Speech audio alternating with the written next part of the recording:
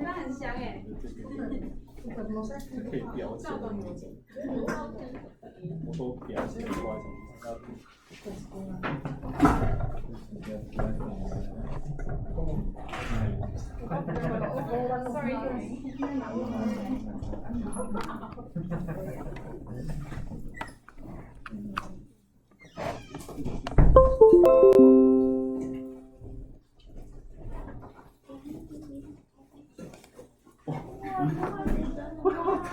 靠！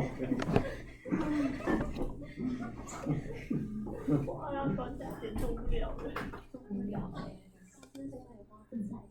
哎！对呀，然后还跟我讲他是学妹，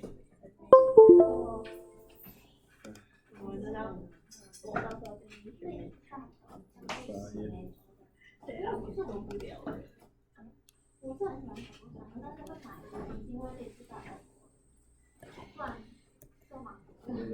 超级，就是表控的那种。是因为有放卷的量没算进去。他昨天帮我查的。哇，这个凉。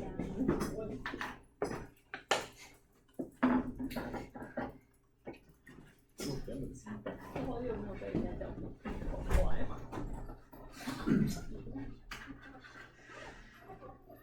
别让我变态大哥哥会乱叫我。一个，我提的是什么？它叫像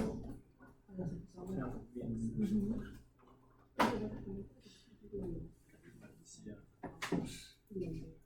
奥地黄奇摩。从头到底往现在同时。对，我有些玩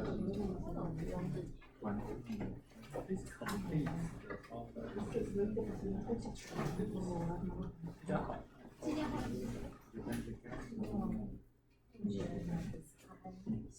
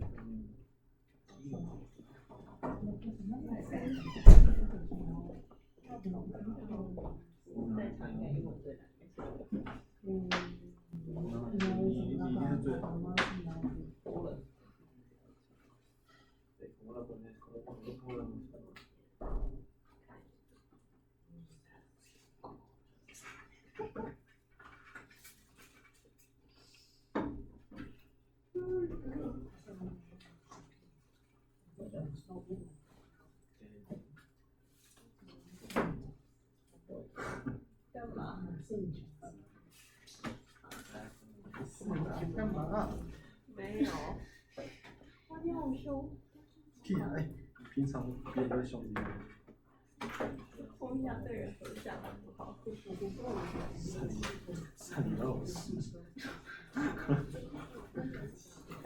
我哪有很凶？对人很像。看都是我们最好。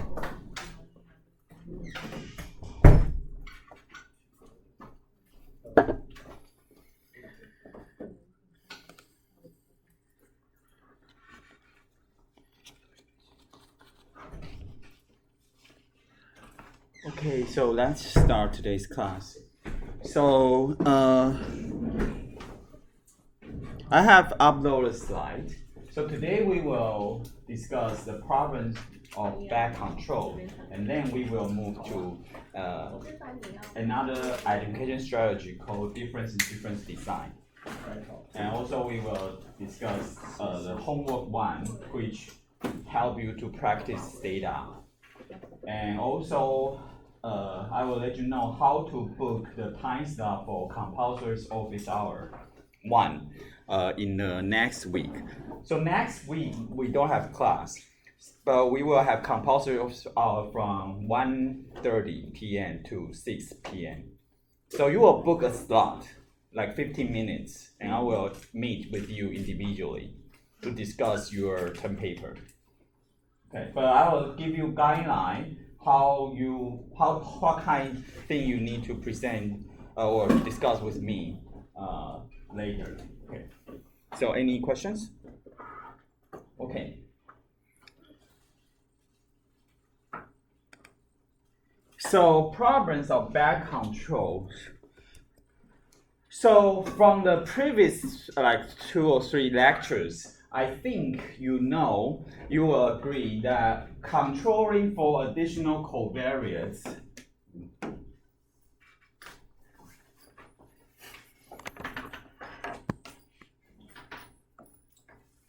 conditional additional covariates will include the likelihood that if you run the regression to make the regression estimate has more causal interpretation or matching, or you do matching. If you match more observed characteristics, your matching estimates will give you more causal interpretation. I think you might agree this statement. But in this lecture, I just want to let you know it's not necessary, because some covariates you shouldn't control. You shouldn't include in your regression or include your matching process, because this more control actually not always give you causal interpretation, not always better. And what kind of covariates is bad controls? Is the variable that are kind of like outcome variable. That the variable that also be affected by the treatment. Such variable you shouldn't include in your regression. You shouldn't control, because these covariates actually will generate selection bias. So that means even if before controlling this you don't have selection bias, but after you control these covariates, actually it will generate a selection bias. So it make the situation even worse. So I will give you the example to show what kind of covariates you shouldn't include in your regression. So we should not include the bad control into regression or when you do matching. So even if including this variable will change your estimate, your causal effect as estimate of your causal effect. Okay. And what is a good control variable? So the principle is the variable that is predetermined. That means the value of that variable is not affected by the treatment. The treatment cannot affect such variable. Okay. So if the variable have been determined before getting the treatment. For example, the gender. Whether you are male or female, actually cannot change. But nowadays, maybe you can change your gender. But I mean, such variable is kind of predetermined. Okay? Or age. Age will change over time, but it will not change by the treatment.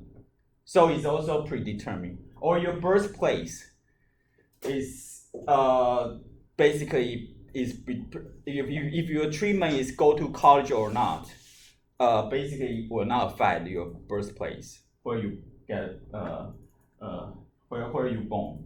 Or father's education, mother's education in some situation is also predetermined. Okay. So such variable is a good control, so you can include. Will just help you to make the treatment group and control group become more comparable, more similar. That's good. Okay. But here is the bad control, the example. The bad control is the variable that are also affected by the treatment. So this variable, actually, you should treat them as the outcome variable. That's the outcome of interest. You shouldn't include that kind of variable into your regression. So, for example, we are interested in the effect of a college degree on the earnings. And suppose we have one covariance called occupation. And people can choose whether they get white-collar job or blue-collar job. So white-collar job is you work at office, a professional service. A blue-collar job could be a food service or accommodations industry, something like this. Okay, so typically, if you get more education, you are more likely to work at have the white collar job. And if you have lower education level, it's possible you just have blue collar job. Okay, and when you if you find your data set has this variable and you want to estimate the effect of college degree on earnings, you might think this is a very important covariance you should control. Why? Because occupation is highly correlated with the education, the treatment, whether you go to college or not. And also is related to your earnings. Okay, so you should control this because in the previous lecture we say the omit variable is the variable that correlates with your treatment status and also correlate with your outcome variable. So such variable you should pay attention and you should make sure the treatment group and control group should have similar. But here I would say actually the occupation is not good control variable. Why? Is because actually the education can also affect occupation. So it's not predetermined. Is you choose what kind occupation you work on or work at after you go to college. Okay, so based on this principle, actually this is the bad control. But I will show you actually why this will generate selection bias. Okay, so if we want to control occupation, basically we want to look at the effect of college degree on the earning for those who has the same occupation. So that's basically why if we control the occupation or include occupation in our regression model, we want to estimate, we want to get the effect of college degree on earning for those who all have white collar job. Do we want to compare these two? Actually, compare these two will not give you good estimate of causal effect of college degree on the earnings. Okay, it is because college degree will increase the chance of getting high-paying job. That's the white-collar job. So you can consider the education will increase your earning actually through changing the occupation. But so you shouldn't control this variable. If you control this variable, you kind of like shut down the effect of college on the earnings.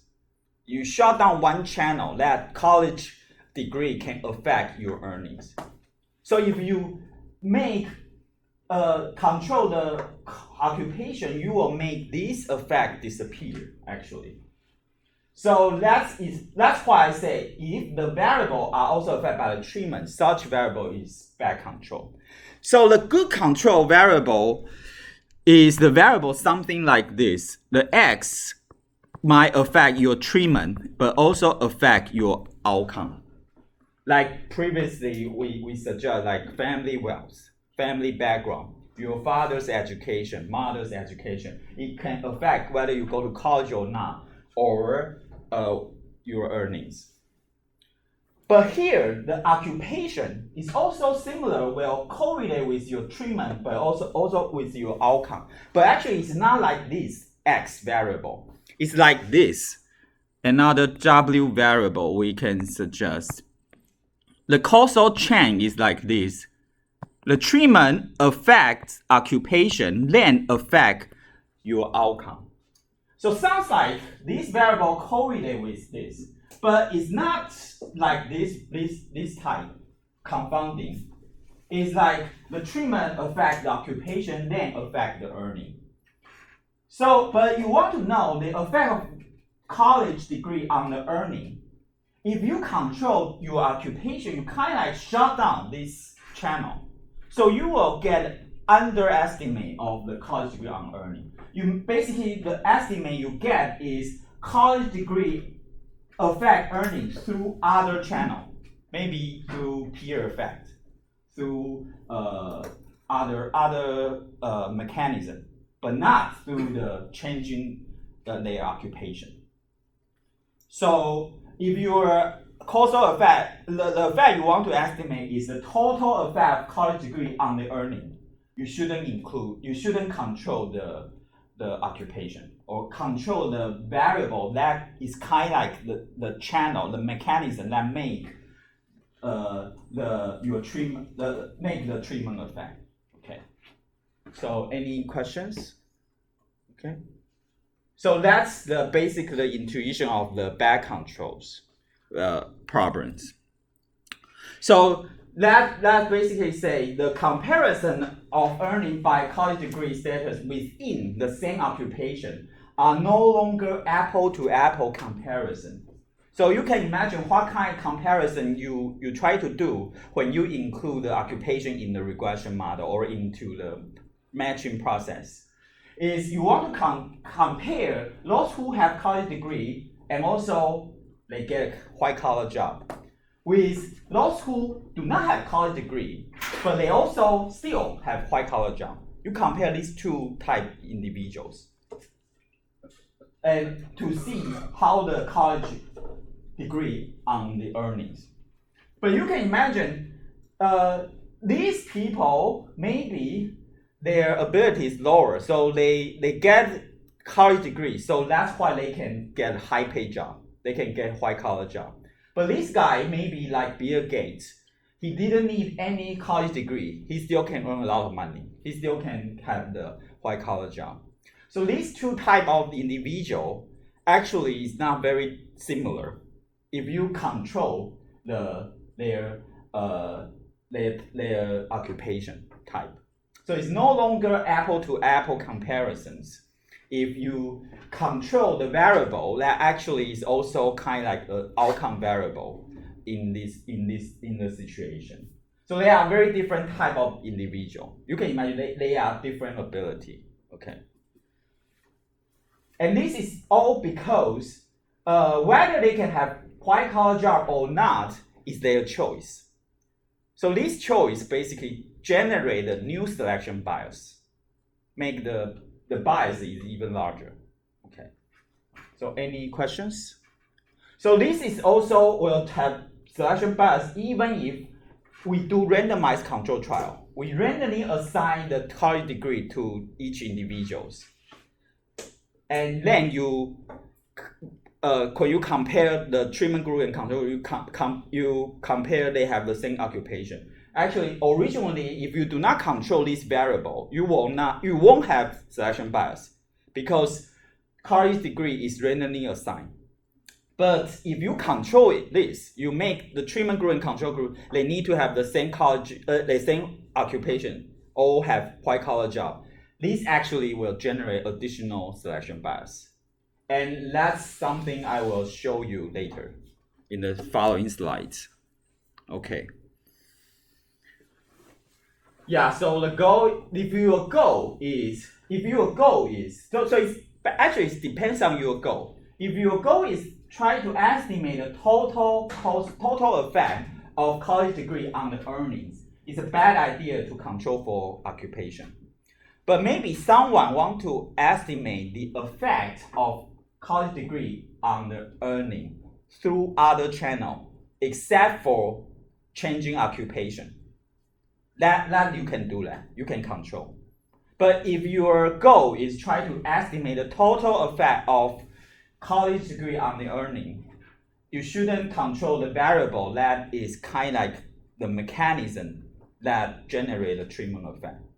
Because that you will shut down part of the college effect on the earnings. Okay. So it depends on the effect, what kind of effect you want to estimate. Sometimes maybe you just want to estimate the effect of college degree on the earning through other channel except for the occupation, except for changing the occupation. And in that case, you can control. That give you the right answers. But but usually we want to estimate the total effect of of the treatment on the outcomes. So in that case, you shouldn't control the variable that is affected by the treatment. Okay. Okay. Okay. So the control problem arises in our confounding variable. Yeah. Whenever you say whenever we say omit variable, it suggests this situation. Some variable that affect the treatment but also affect the outcome. But in the back control, it also looks like this.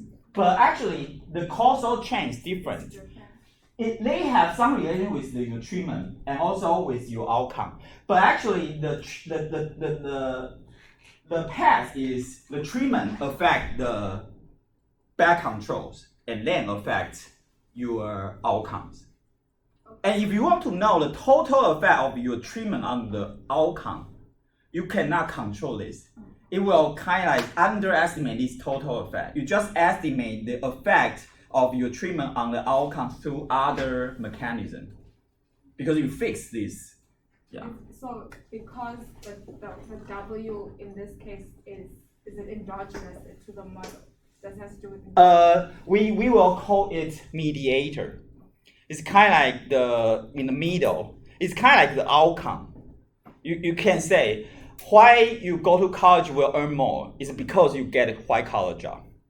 So it make no sense you control the job. Because it's also an outcome. Yeah.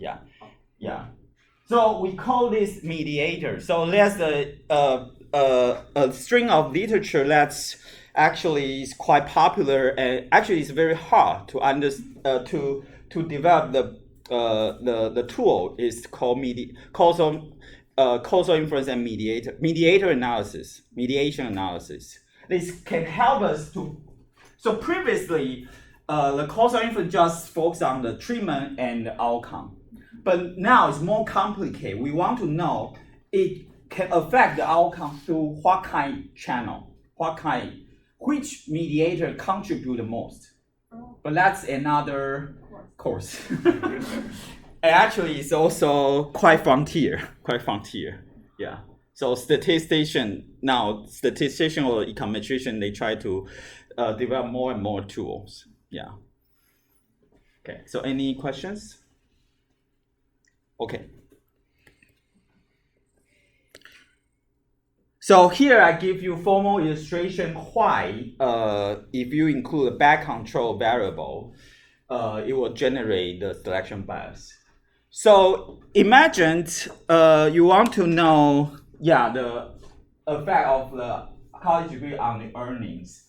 So now you have kind of like two outcome variable, but here we treat the occupation as the control variable, covariates. So why is the earnings?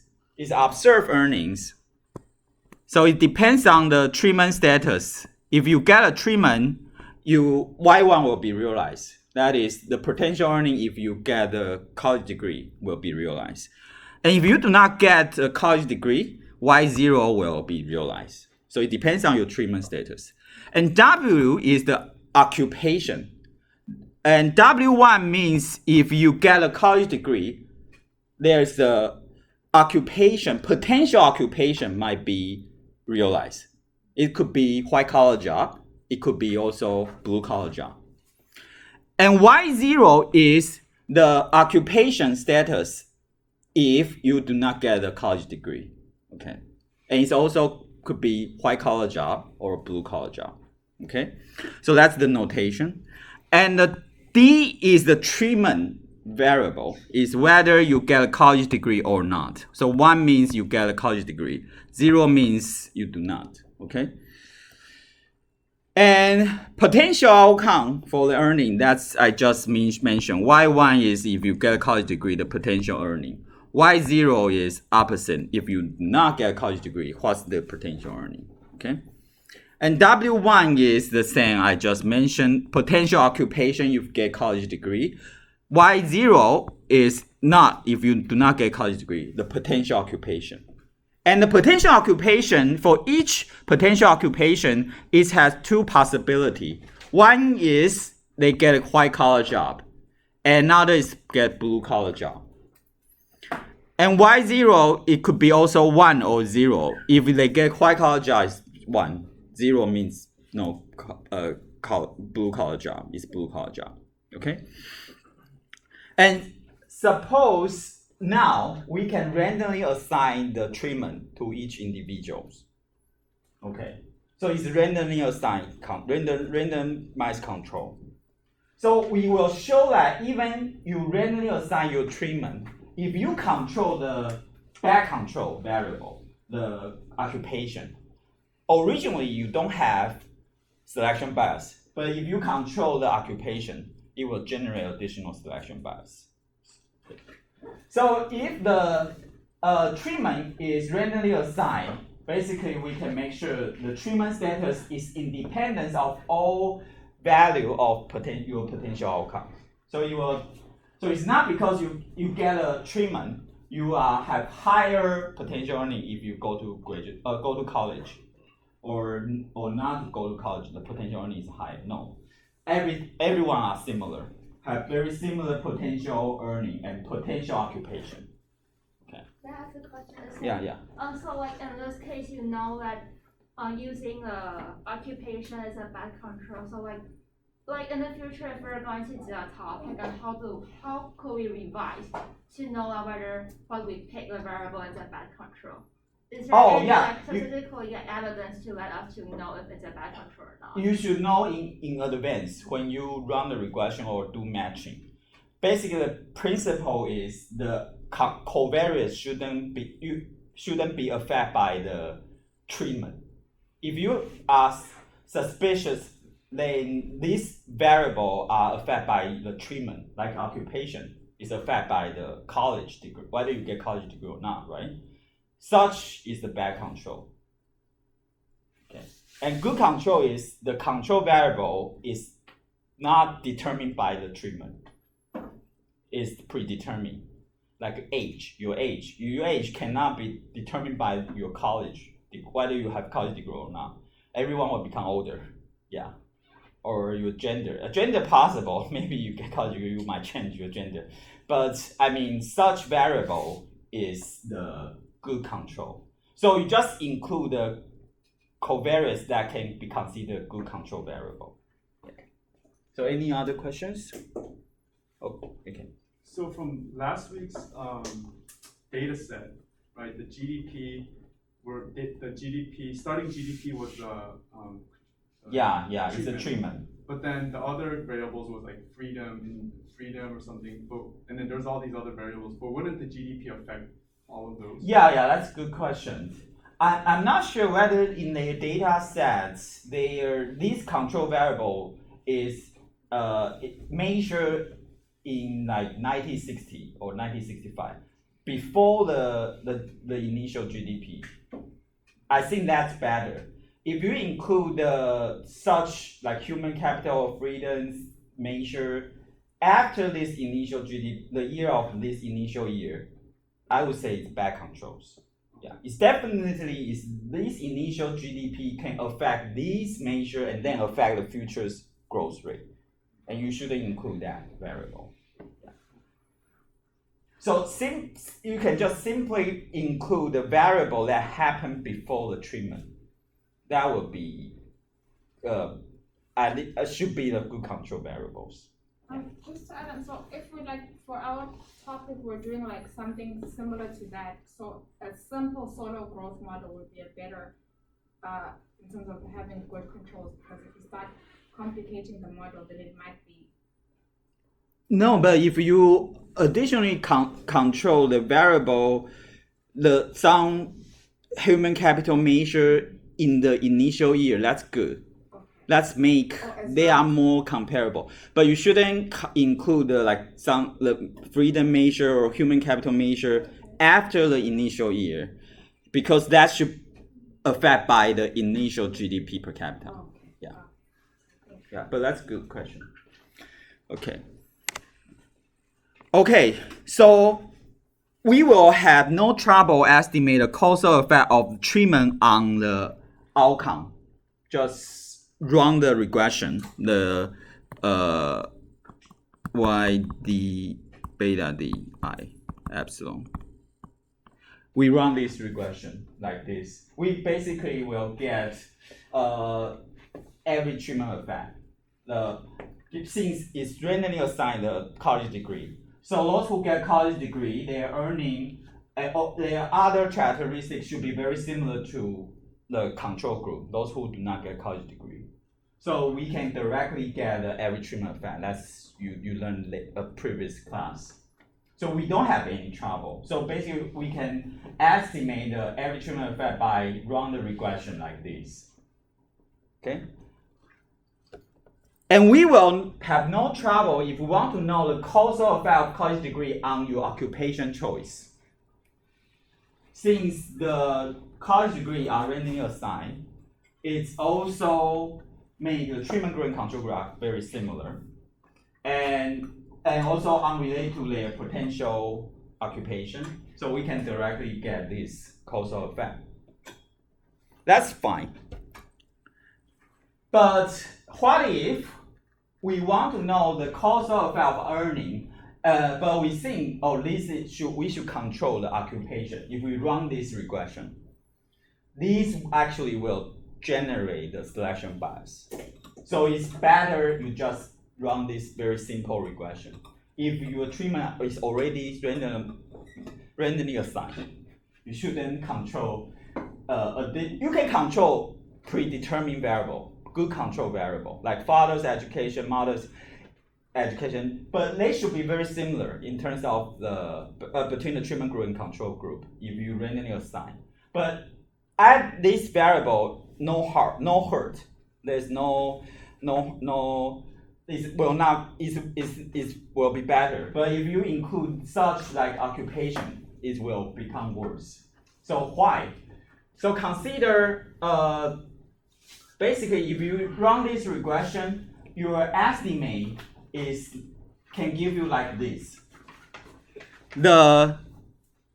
You want to compare treatment group and control group if they are all have the same occupation. They are all white collar job. You want to compare their earning. So that's this coefficient means. Okay. And you can imagine that's just notation. Why this is 1 is because this is the treatment. You get a treatment, you get a college degree. So the potential occupation with college degree will be realized. And this is, you do not get a college degree. So potential occupation without college degree is realized, Y0. Okay. And they all get a white collar job. Okay, so you compare these things. Okay. And since your treatment status is randomly assigned, you randomly assign the college degree. So whether you get college degree or not is unrelated to your potential earning, right? So you don't need to, this will equal to this. It's conditional on this is the same as because treatment group and control group have very similar earning, potential earning. So you don't need to condition on the treatment group or control group. So you will have this. But this actually give you the selection bias. So now you basically compare those who get a college degree, but work at white collar job, have white collar job. And those who do not get college degree, but also have white collar job. You compare these two group of people, their earnings. And this you can further try to decompose. Also very similar trick. You add this term and minus this term, the same term. And you will get this causal effect.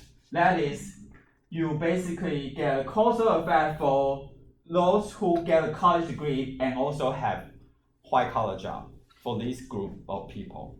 But you will have additional selection bias. That is this. This means those who have college degree but have white collar job, and those who do not have college degree but have white collar job, these people, their potential earning, if not go to college, actually are different. It's because you can imagine these two group of people, why this guy can, without college degree, still can have very high paying job. It's because they have other ability. So that's why he can get high paying job. So they are very different. So intuition is whether they get white collar job or not is their choice. You randomly assign the college degree, but whether they get college degree can work at can have white collar job or not is their choice. And this choice generates selection bias. So you shouldn't compare the people with the same occupation if you want to know effect of the college degree on the earnings. Okay. So this term typically will not become zero. Okay. So originally, if you just compare those who have college degree and those who do not, just run this simple regression without control the occupation, that will give you the real causal effect of college degree on earning. But if you control this, it will not give you the effect, the causal effect of the college degree. Okay. So any questions? So including this. So here we assume EI is independent with occupation and earning. Yeah. Because it's randomly assigned. Yeah, what happens if D is not independent of that? Independent of W and Y? Would everything still go through? If D is not independent, that means the treatment is not randomly assigned. Okay. That means in this part we'll have selection bias. Yes, but my concern is whether the later derivation still follow. Yes, still.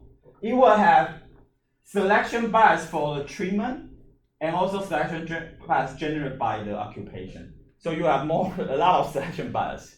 Yeah. But here I just say, if you randomly assign the treatment, you don't have selection bias. But if you do more control this back control, that will make you don't have no selection bias becomes selection bias. So that's bad. Yeah. Okay. So any questions? Okay.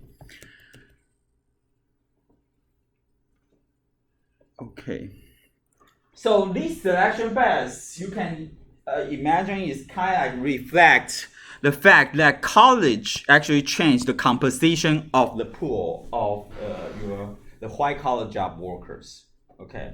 So whether you get a white collar job or not is based on your decision. So this decision will make when you compare whether you get college degree and get white collar job, this will make these two group of people will not become comparable. Okay.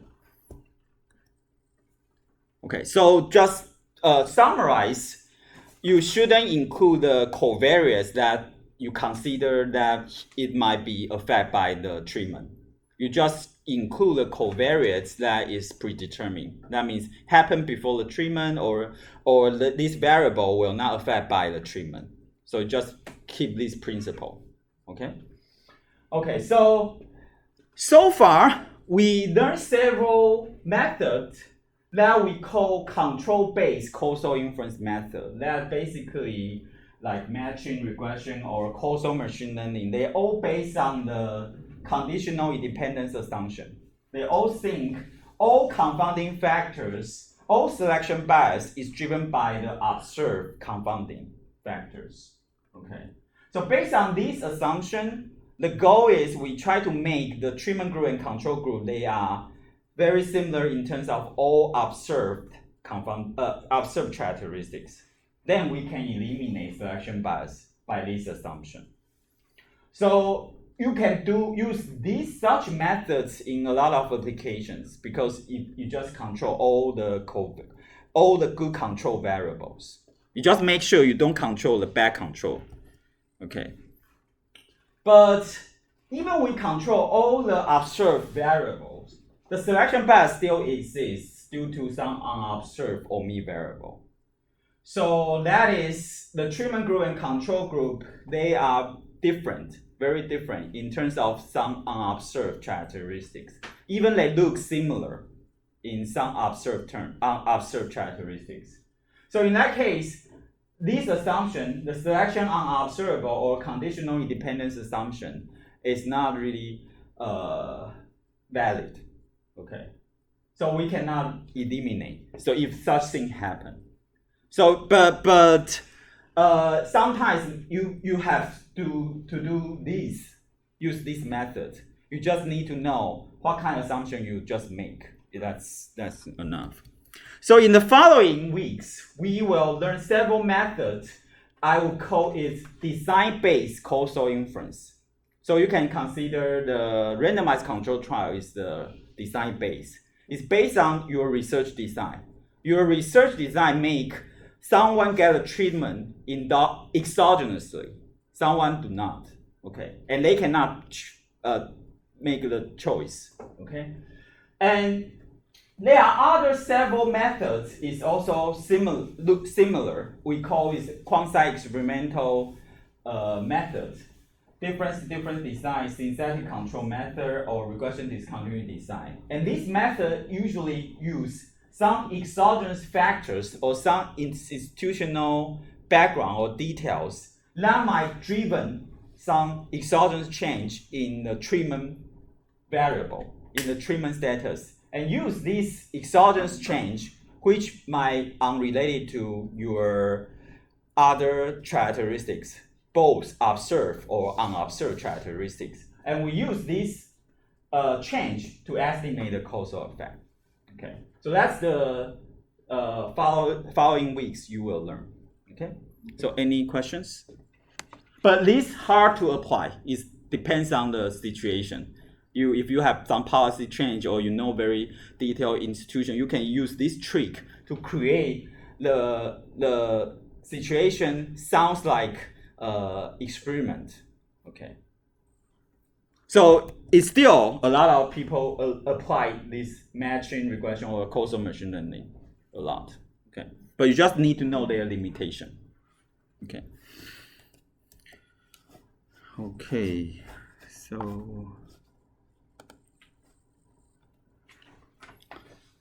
So difference in difference design is another identification strategy you will learn.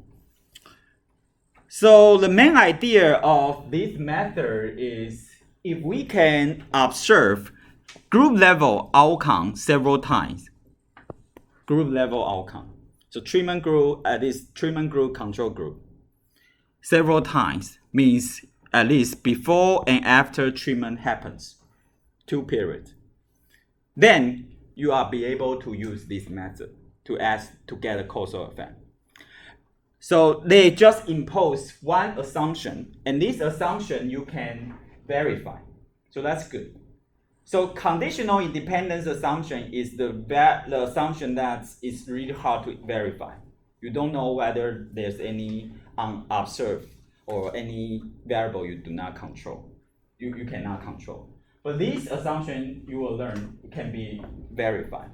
If you assume in absence of the treatment, during the period there's no treatment, the outcome of the treatment and control group, if they move parallelly, then we can apply the different design.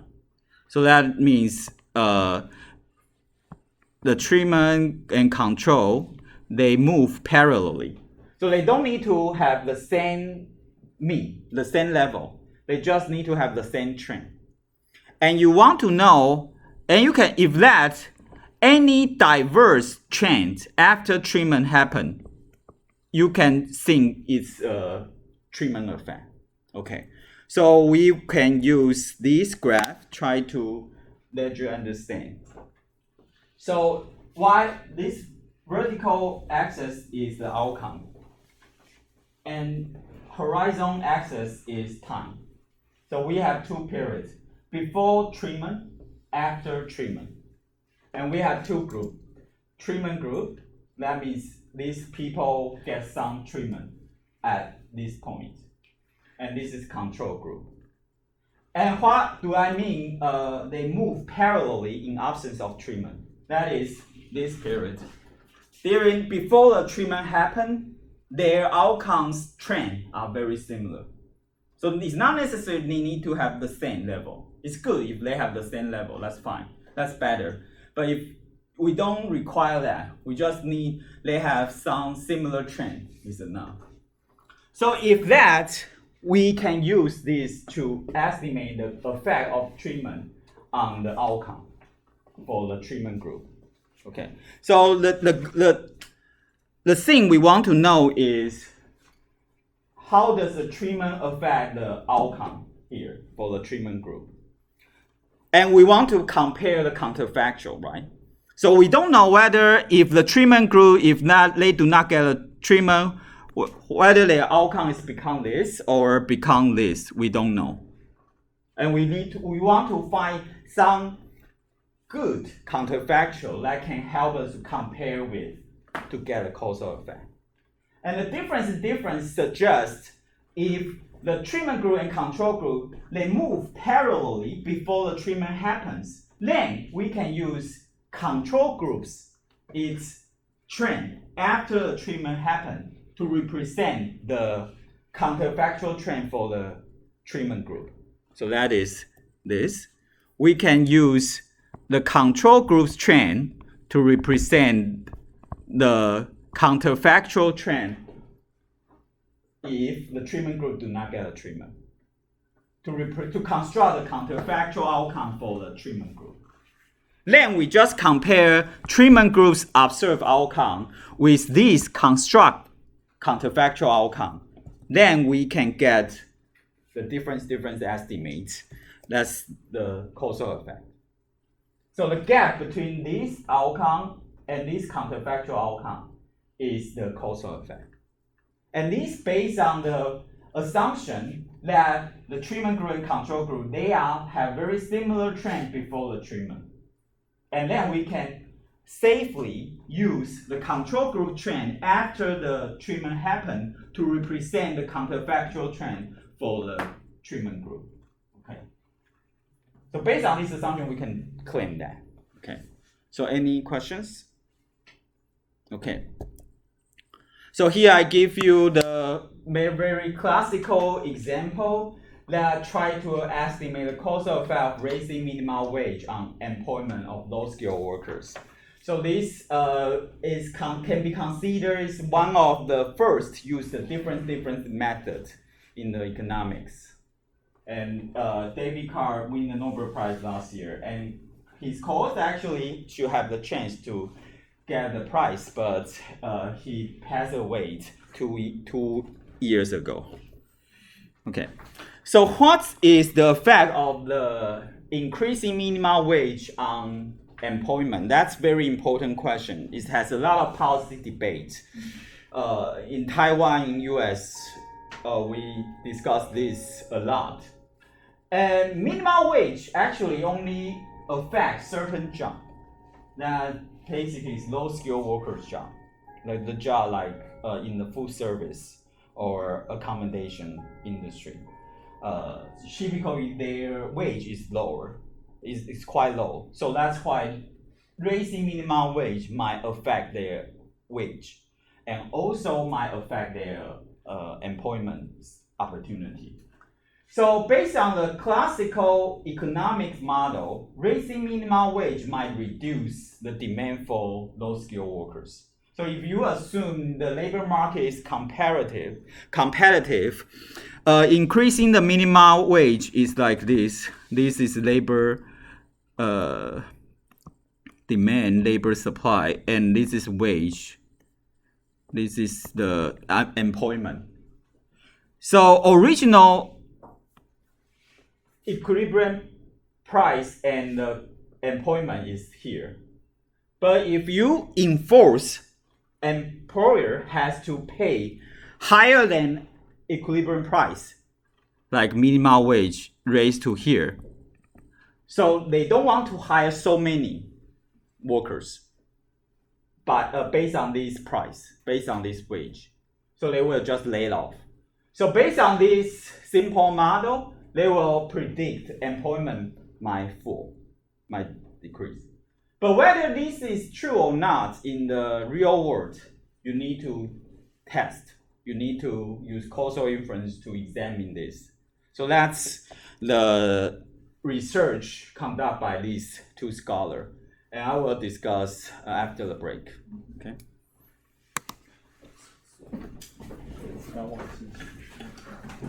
那是小朋友。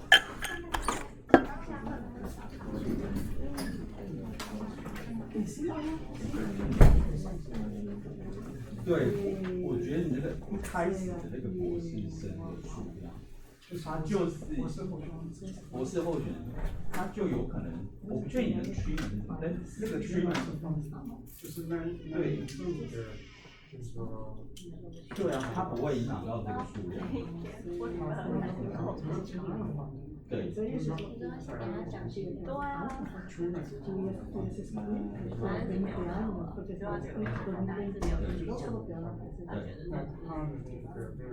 最高对低工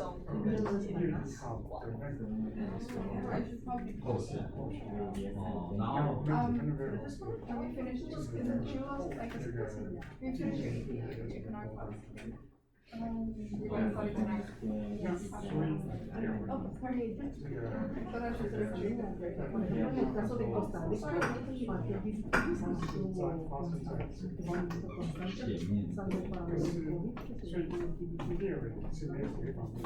对，看起来是以这个来，以这个简单的这个规则来看，但是它真正来说，就是在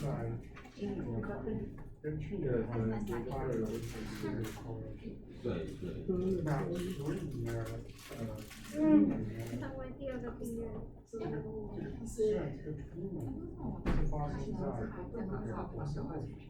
这个之后，可是因为是有它其实是一旦感染过的那个。对，但是对啊，所以我这个到底是有点 tricky， 这个很 tricky。这个如果评审在讲这个的话，我会觉得我个人是有点难放。我个人是不敢放，对，放的时候所有的一些全部都直接。对啊对啊就是跟那个人对啊对啊对啊。但是他又不是直接就是说，那最后我说哦，因为他是。可是他会不会是一个 mediator？ 虽然他放在前面，譬如说他放顶。事实上，他是就这个专题是发生在对对对。但是你想想看，如果是1月1号博士候选人数量，这些博士候选人不是在1月1号就毕业了吧？不是，他也在2020年还是在 market 啊，所以他不会用到系上的资源吗？我觉得他对啊，所以他实际上是 back control。为什么？就是他实际上，可是你的观点是应该说他们在会让多少人变博士候选人，他们是 expect 2020有多少方面，他已经算过了。我知道那个因为我的例子不是，他那个可以漏过。那我那个比赛的例子是在刚刚讲的 back control 那个你是那个里面会有就是要产出，就是我们会去没有到很可以，就是我只知道那个。back control 的意思是说，那这个法规的变数其实本身不好，它纳进来会增加责任对就理解的过程。我们一定会不是他，你忘记把该放电，或是根本不知道要放电。对对，有2种状况，第一种是不知道放，第二种是把管上放。对，就是他电脑是他有那个的话，就是他可能 error 可能会不一定，有可能，但也有可能。那这种就会改用。因为它理论上落地应该是这个，好的理论当然电脑的，就是通常会用工具点数计，或是如果你是用 Python data 的话，就会考虑到那个是降低这个它其实像那个在讲那种非空出来的，它是原则内生性的，你确定像不像？那我一直到被考过这个问题，但我其实没有到很懂它的感觉。可以让我听第二次这个东西的这跟刚刚那个前几个礼拜那个什么记忆加的 C 没有记卡的 C 是我大概听。我的意思说它都是很经典的。哦，对，那它是很经典的，我听朋友讲。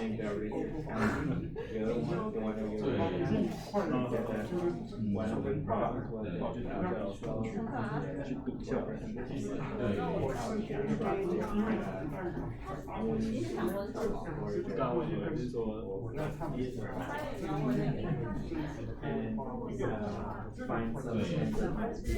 其实我要后来想想，我发现我自己开学到现在有变强。我觉得先第一个，因为来以前好难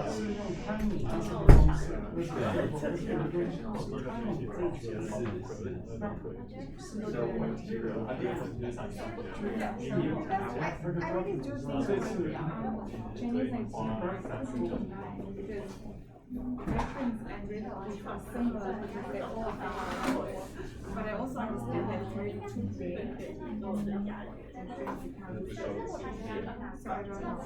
所以你刚才讲的那个就是说预算呢会自然在讲这个事情，因为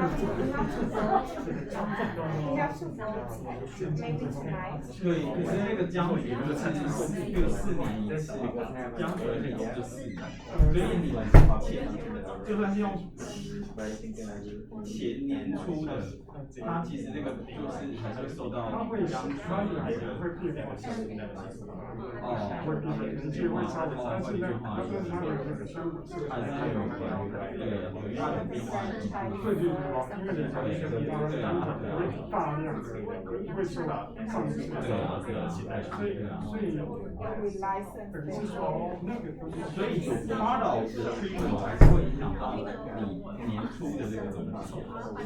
其实不能说它影响，是说关相关性，因为等于是现在这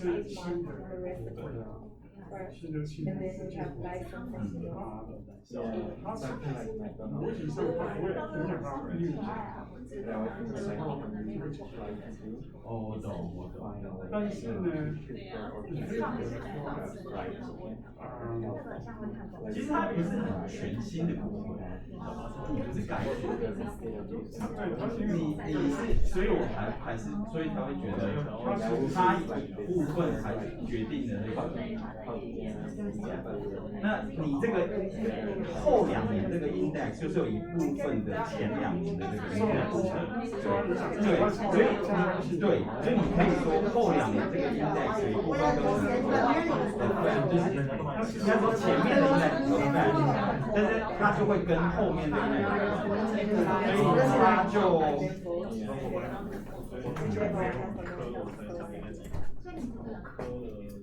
Maybe you need to write down again the two questions.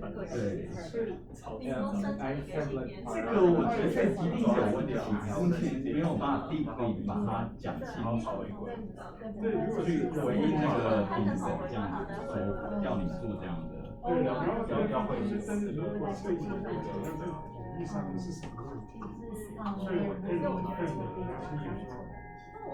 有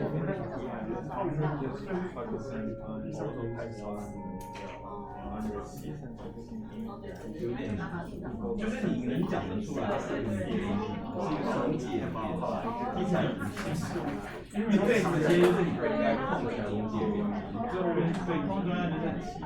没错，他又不像我，对，他好像是不太知道。统计上来，统计就是要这种就比较直接的那种，但是你这个比较难说。我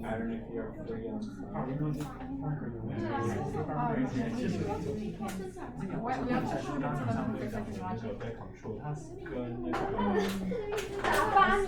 跟内生是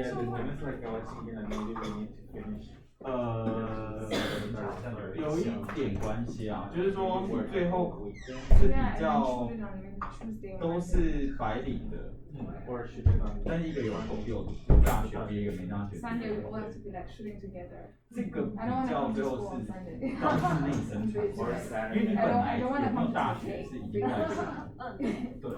但是后来因为你加入这个 control， 所以你最后 eventually 这个 alpha 估计出来的还要比较的是有大学没大学，但你都是白领的，对。他都是白领，是不是都这两种人是不是会变成白领？是内生，对，就是这个内生，或者是你可以说就是这个选择造成的这两种人不能比。所以他是产生一个，所以他可以说就可以自己产他的内生，他本来就是外生的，但是你太激活又打错这个，变成内生，自己创造内生。我在以前的像上礼拜讲的那个遗漏变数，遗漏变数跟这个就是说，像刚好透明型的，如果他你发现有一个遗漏变数，他抓进来的时候，也有可能会发生这个问题。对对，所以你要抓进来遗漏变数，最好就是 good control， 就是 predetermined， 就是它往外生。那这个判断法是必须用比较直化的方式。判断就是说你是对你研究者要自己想说，你放进来这个控制变数会不会被你 treatment 影响？最主要就是这个判断。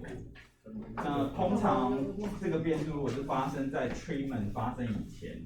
理论上是不会，对，理论上是不会，但这不完全，因为有可能他们透过某种序列相关，就会有那个后面，对，也不是说一定，但是所以这也是为什么很多个人就是常常可能是年龄、性别、什么教育程度这些，因为这些东西就是常常是都不会在你关注的区分之后才发生，因为它很早就确定。很久以前就是，但也许你的 treatment 是想了解父母的教育会怎么影响到你这个大学这个，所以这个是 case by case， 是看你的 situation 是什么。这个的判断法就是不会有变化的方式，还是说只能是靠对，我是不知道有没有量化的方式。你要就有点像这个 argue， 你要去了解，我是不知道有没有什么。这个应该没有因为这个已经就是研究者的选择嘛，要控制这个，控制这个会知道这个结果，控制另外一个知道这个结果，这个没有太多标准。OK， 好，那因为你用 machine learning 去选，你最好给他的那些变数就要先挑过是 good control， 好，这里有先对，如果你给他过一些 bad control， 他可能会选，因为他选择的标准只是在于这个变数跟 y 有没有关，这个变数跟 t 有没有关，那 application 其实都符合这些条件。但我上一堂课在讲，就是在推翻这个，就是说都有关的时候，其实还要注意它更就是它到底是到底有没有确认。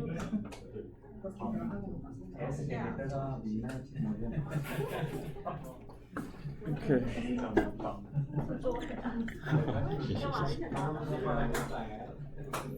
我这样会变形的。不会啊，会有不要。我变形的。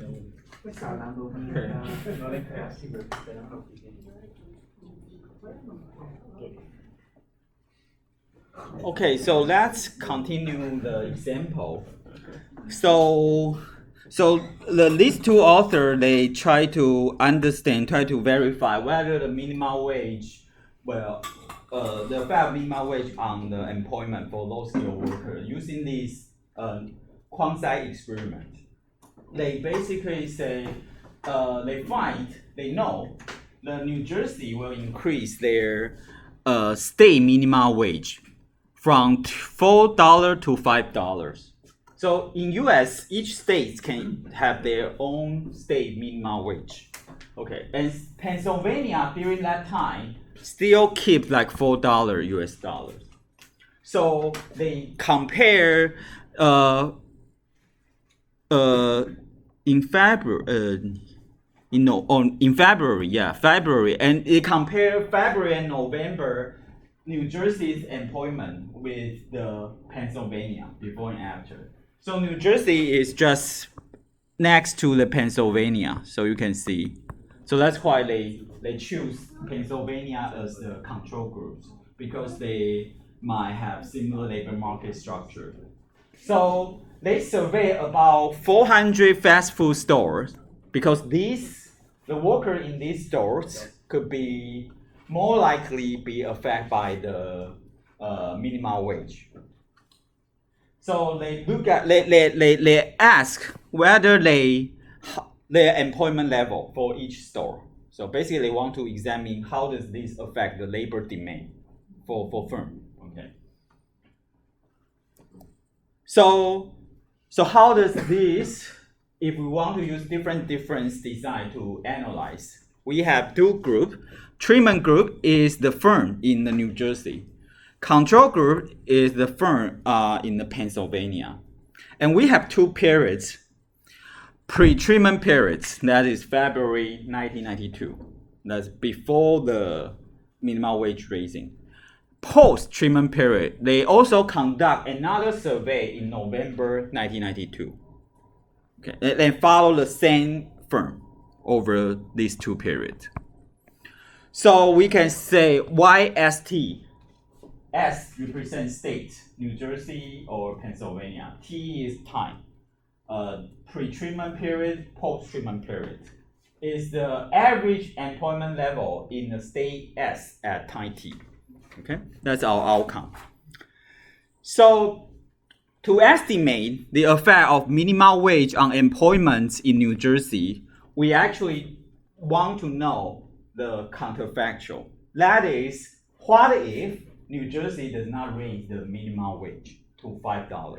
If they still keep $4, what happened to their average employment level? But we cannot observe this because New Jersey increased their minimum wage. So different methods suggest us we can construct the credible counterfactual employment in New Jersey by using these two terms. First term is we use the initial employment level in New Jersey before the reform. That is the employment level in New Jersey in February 1992. And we can construct a counterfactual trend in employment rate for New Jersey using the control groups, the Pennsylvania's employment rate.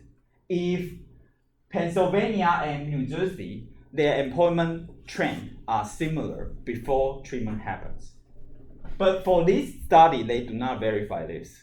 But if this assumption holds, we can just use Pennsylvania's November employment and Pennsylvania February employment, their difference, that is their time trend during that period, as the counterfactual trend for the New Jersey.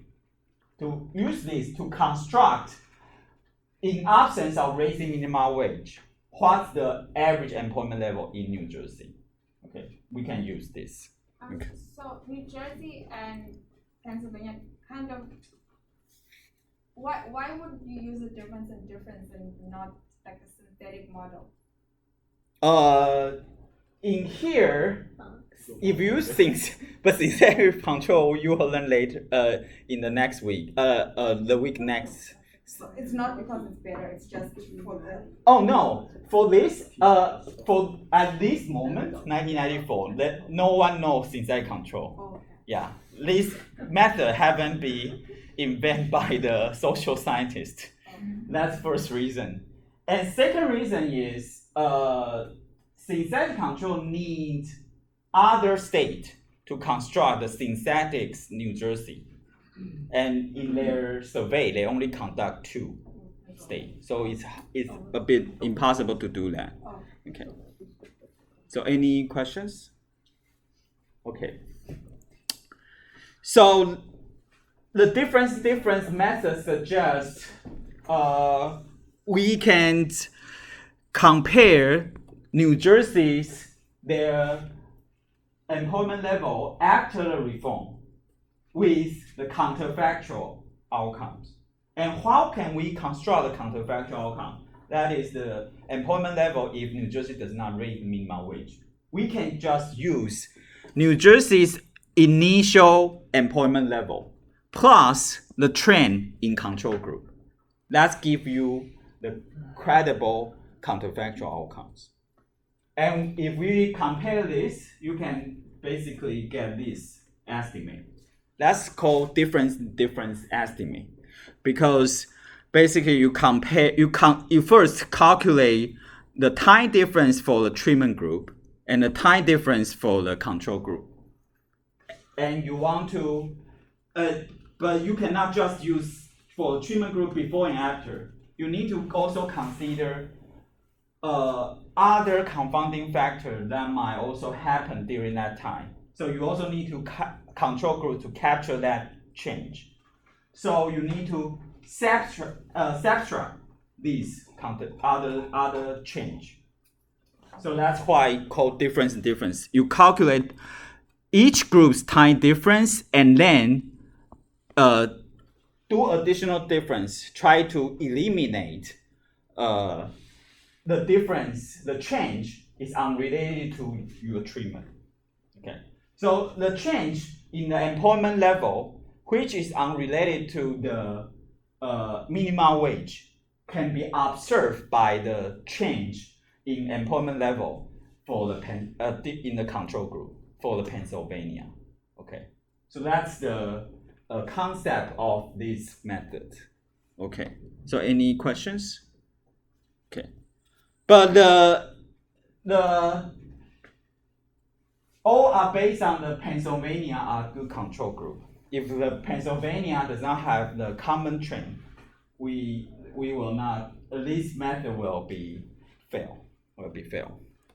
Okay, but in their study they do not verify this. Okay, so we can consider there's two views on the difference.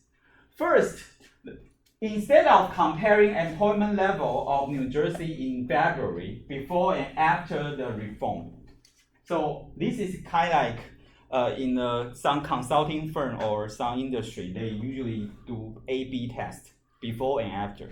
So they conduct the intervention, do some treatment, and they just compare the treatment group before their behavior before and after after the treatment. But doing this A/B test before and after comparison is not enough, because during the same period, other things also happen. Not only raising minimum wage, but also maybe microeconomics condition also change. So you need additional control group to capture this change. That might also affect the employment level in New Jersey. So you need to subtract these control groups change. That will give you more credible estimate of the effect of minimum wage on the employment. Okay. So do this calculation, actually they get some surprising result.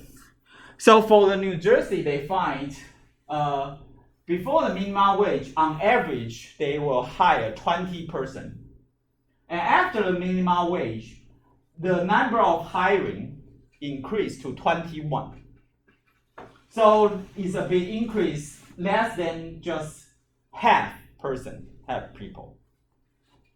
But actually, during that time, you can consider Pennsylvania capture other confounding factors that might affect employment level in New Jersey.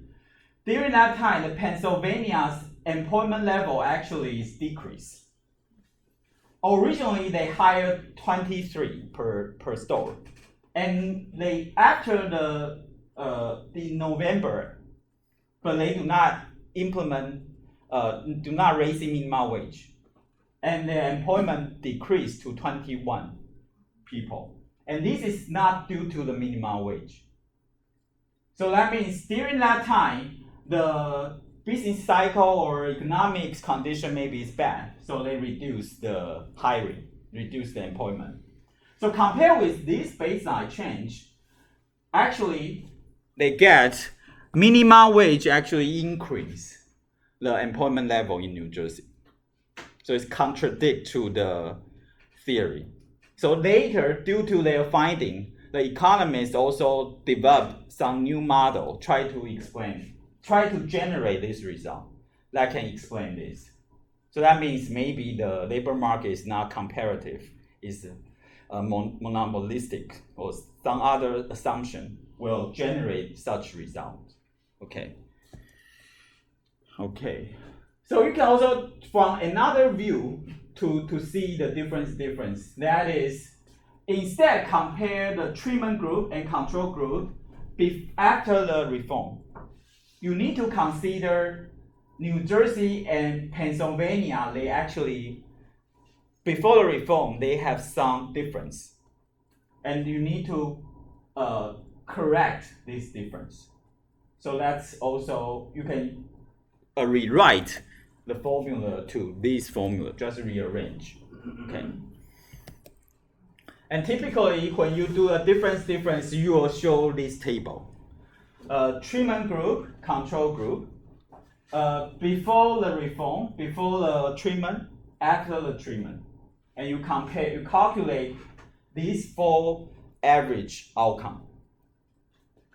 And you can calculate like this. New Jersey, before the reform, after the reform, what's their employment level, the change in the employment level, and also do the same thing for control group. And then, that's the first difference. And the second difference is the New Jersey's difference minus Pennsylvania's difference. And that will give you the difference estimate. That can represent the causal effect. Okay. And why they can represent the causal effect and what kind of causal effect you can get, I will use this potential outcome framework to let you know. Okay. So any questions? Okay. So here just introduce notation, and we use basic setup, 2 time periods, 2 groups. So 2 time periods is period 1, means one of the groups is treated. So it's a post-treatment period. So we call T equal to 1, T1. And period 0 means no one get a treatment. No one is treated. Okay? And 2 groups. D equal to 1 means these people are treated at T1. And D equal to 0 means these people are always untreated. So our control group. Okay, so that's the notation. And then we can define the potential outcome. So now we have time dimension. That's different from the previous lectures. So Y1 means the potential outcome for the individual I if they receive the treatment at time t. And we have 2 time periods, 1 and 0. And Y0 is the potential outcome if they all during the 2 periods they won't receive any treatment. Okay, so that's Y0. Oh no. It also represents in the specific time periods whether they get a treatment or if they do not get a treatment, that's Y0. Okay.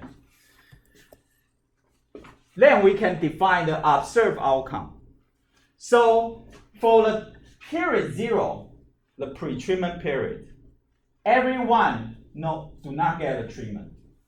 So observed outcome, there's no upper script. So subscript just means time period. So Y0 is always Y0. Y time 0 is always potential outcome without treatment will be realized. Because both treatment group and control group do not receive any treatment at time 0. And observed outcome in time 1, period 1, it depends on whether you get a treatment or not. If you get a treatment, Y1 realize. If not, you Y0 realize. Okay, that's the treatment group and control group. And our main interest is estimate every treatment effect untreated. And that's the difference can give you. Difference estimate we will show later. It will help us to estimate the causal effect for the treatment group. And that's also the policymaker want to know. We want to know how does the minimum wage affect those who has already are affected by the minimum wage. That's basically is also policy interest. So difference between help us to identify ATT. So what is ATT? We want to know for the treatment group after the reform, in the post treatment period at period 1. What if they get a treatment and if they do not get a treatment? The difference. That's the average treatment effect on treatment group. But there's a missing data problem. We don't know at period 1, for the treatment group, we cannot observe their Y0. We don't know what if they do not raise in the minimum wage, what's their employment level. So the different design suggests we can use some observed outcome, some observed data to recover this unobserved outcome. And based on the common trend assumption. So based on common trend assumption, we can recover this using the observed data, observed outcome. So how can we do that? That is, what is common trend assumption? Basically, it suggests for the treatment group, control group, the treatment group and control group, in absence of treatment, we say their trend in outcome will be the same. So that is represented by this formula. This is the treatment group before the treatment and after the treatment. And we all compare the potential outcome without the treatment, without getting the treatment. So that is, what if the treatment group always do not get a treatment? What's their trend in the outcome? And with the common trend assumptions that require the treatment groups, this trend without getting the treatment, the outcome trend should be the same as the control group. Control group, again, we also compare their potential outcome without the treatment before the treatment happened and after the treatment happened, their difference. And this, the thing we don't know is this term. The treatment group, what if at the time period 1, after they get a treatment, what's their, what if they do not get a treatment? What's the outcome? So this is something we don't know. This is missing. That's the question. But other term, if this assumption hold, other term, this term, can be observed. Why this term is observed? This term is the potential outcome if treatment group do not get a treatment at time 0 before getting the treatment. So Y0 is realized for the treatment group. So that's you should be known. So this is realized outcome.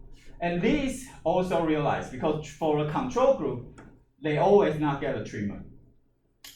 So that means this term, we can use all the realized outcome to represent. So we can use treatment groups, their initial outcome. That's, I say, New Jersey's when their initial employment level before treatment happened. Plus the control group's trend in the outcome. The Pennsylvania's their employment level, the change in their employment level during the same period. We can use this term plus this trend to recover something we cannot observe. The counterfactual outcome for the treatment group. What if the treatment group do not receive the treatment, do not get a treatment? What's their outcome? Can be represented by all the observed outcome. So and why we can get this? is due to the common trend assumption. So if this assumption does not hold, we cannot do that.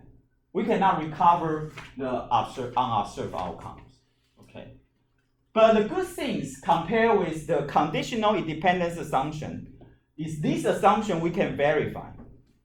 But another assumption, the conditional independence assumption or selection unobserved assumption, we cannot really verify. There's no real way can verify this. And how to verify this, we'll let you know later. Okay. So any questions? Okay. So we can do this. That is, original question is, we want to know every treatment effect untreated. And the problem is this, we don't know what if the treatment group, if they do not receive a treatment at period 1, after they get a treatment. So Y0 is missing, we don't know. And difference suggests us, if common trend assumption hold, we can use the thing we just mentioned, this term, to represent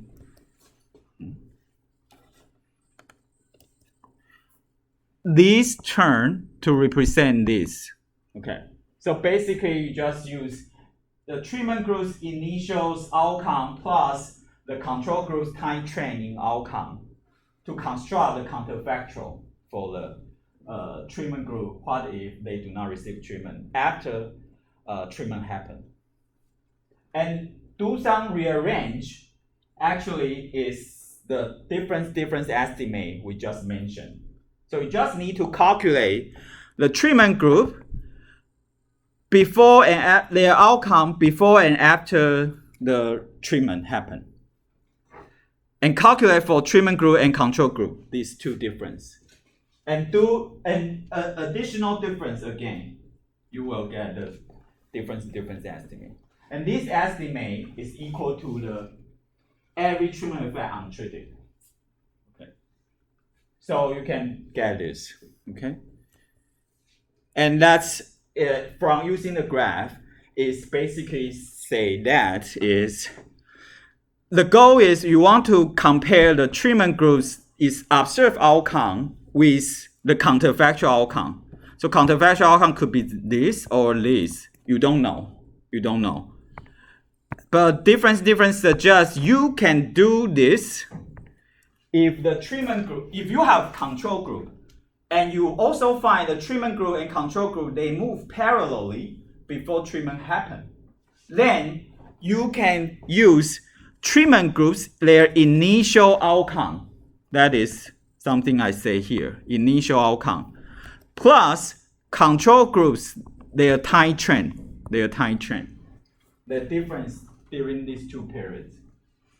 Combine these two terms, you can get a counterfactual outcome for the treatment group if they do not receive the treatment. And just compare these two outcomes difference, you get a treatment effect. And this is the difference estimate. Okay? So any questions? Okay. So then again, we know what kind of causal effect we can identify using this method. Then how to estimate. So you can use regression to estimate. We usually use regression, OLS regression framework to estimate. And there are several advantages. First, it's easy to calculate. And then second, you can control more variable, good control variable, that can further reduce selection bias. And also, it's easy to include multiple times. So this can possible to extend to not just 2 periods, to a lot of periods, and to understand the long-term effect. So I will give you an example later. That's called difference event study design. And it's also possible you want to study the treatment with different intensity. So your treatment, not just treatment group 1 or 0, control group. It could be you raise $1 minimum wage, $2 minimum wage, $3 minimum wage. So you can construct the continuous treatment intensity. Okay. that cannot do like just calculate like this. That's a difference estimate. You can do just calculate these 4 groups mean to get a difference estimate. But I just say you can use regression is better to get more information. So what kind of regression you need to run to get a difference estimate is like this. You run the regression, the outcome is employment level, for example. There are at least 3 components you need to put in your regression. The first component is the dummy indicating the treatment group. So 1 means treatment group, 0 means control group. Another component is post, is the dummy indicating whether the time period is post-treatment period or not. So 1 means it's after treatment happened. 0 means before treatment happened. And you want to focus on their interaction term. That is treatment group dummy times post dummy. Okay. So why these can capture the causal effect or treatment difference estimate, I will show you later. So let me just briefly say what the coefficient mean here. The first coefficient for the treatment group dummy, the gamma, is capture any difference across any group difference, the treatment group and control groups, their initial difference, which is constant over time. So you can consider this gamma capture what kind of thing is capture the difference here, their original difference, which does not change over time. If common trend assumption hold, it will not change over time. It just keep constant. So it will capture, so this difference will be captured by this gamma. And the post dummy will capture another difference. That is the difference over time, but this change is common to all the groups, either for treatment group and control group. That basically is captured by this period, this and this. These 2 periods, they change. And this change is common for both treatment group and control group. So that's why you can use this to represent the counterfactual trend for the treatment group. So the remaining things is treatment effect. Okay. So after you control this term actually, its coefficient will capture the different trend in the outcome between the treatment group and control group. So you can consider this term. What does this term mean? This term means is the time trend post dummy is capture the time trend, right? It's tied to the treatment group dummy. So that means these variables capture the treatment group specific time trend after the treatment happened. So these variables capture this. It's capture some different trend for the treatment group after treatment happened. And that difference is captured by its coefficient. That will represent the treatment effect, the causal effect. Okay. Okay, so I can show you these coefficients actually do similar things as you do for this four group comparison. So they're very simple. When you run these regressions, the pre-treatment mean of outcome for the control group can be represented by mu. Because before the treatment, so D for the control group, so D is equal to 0.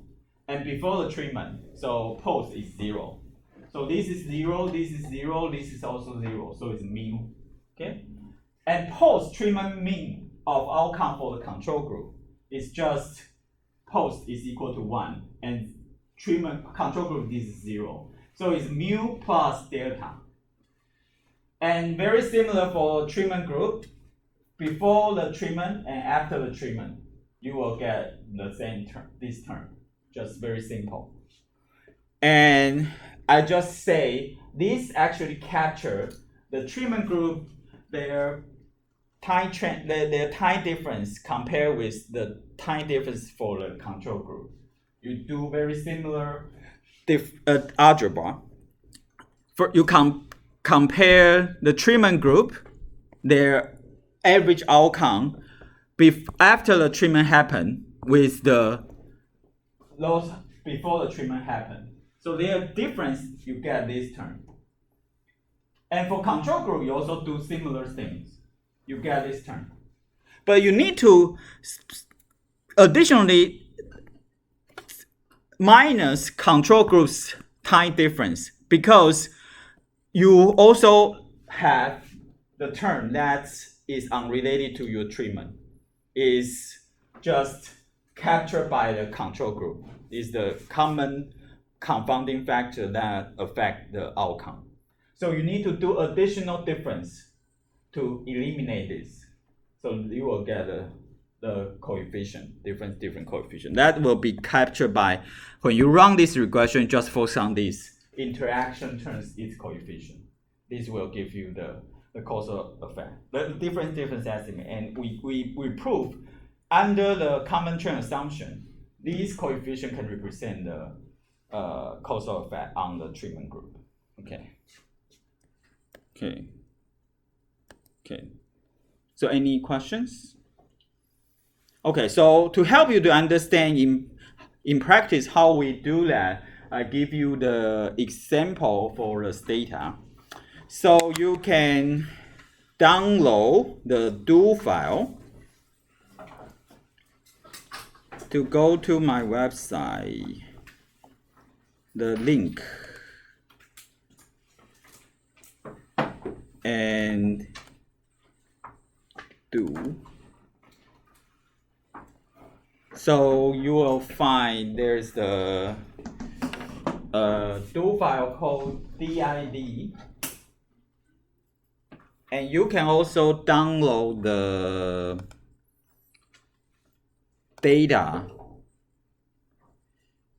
EITC DPA. So EITC is tax credits, is a rule for tax credit. I will discuss this, and we will use this as example to demonstrate how can you implement the simple difference regression in practice. So the EITC. So you just need these two, and for do file you need to change the path. Just let you know you need to change the path. Okay. So what is the EITC? EITC is the American's tax, is a very special case in American system. It's a refundable tax credit that subsidize working poor in US. So basically, it's subsidized earning. That means it's not like traditional tax system. If you earn more, you will tax more. No. That kind of system is trying to encourage poor people to work. So if you earn more, they will subsidize you, give you more money to encourage you to work a lot. Okay. Until a certain point, then they will decrease the subsidy. Okay, because you already become rich. So a bit has had better life, so they decrease the subsidy. So that's very special system. So the amount, so you can consider this earned income tax credit is kind of like negative income tax. So that means if you earn more, you might get the negative tax. So get subsidy. Okay.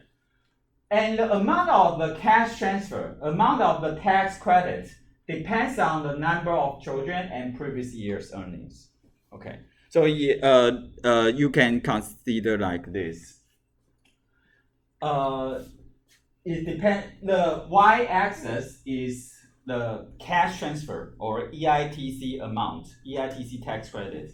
You will get in a year. And this depends on two things. One is your family income in previous years.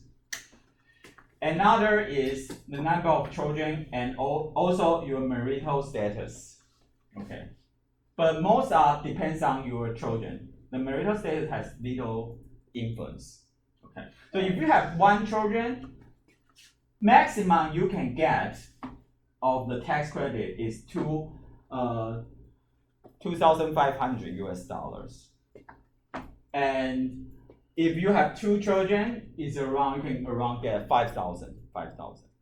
And actually this is big money for these poor people, because on average these people just earn like 20 or 15,000. So it can account for around like 1/3 if you have two children. Okay. And their system is very interesting. If you earn more, you will get more subsidy. So pay negative tax. The government pay you, now you pay government. So if you are very poor, so until some threshold, then the subsidy decrease until 0.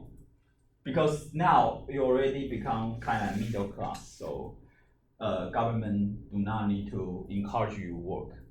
So yeah. So originally the EITC amount is not large. So it's not like this. It's very small, very small.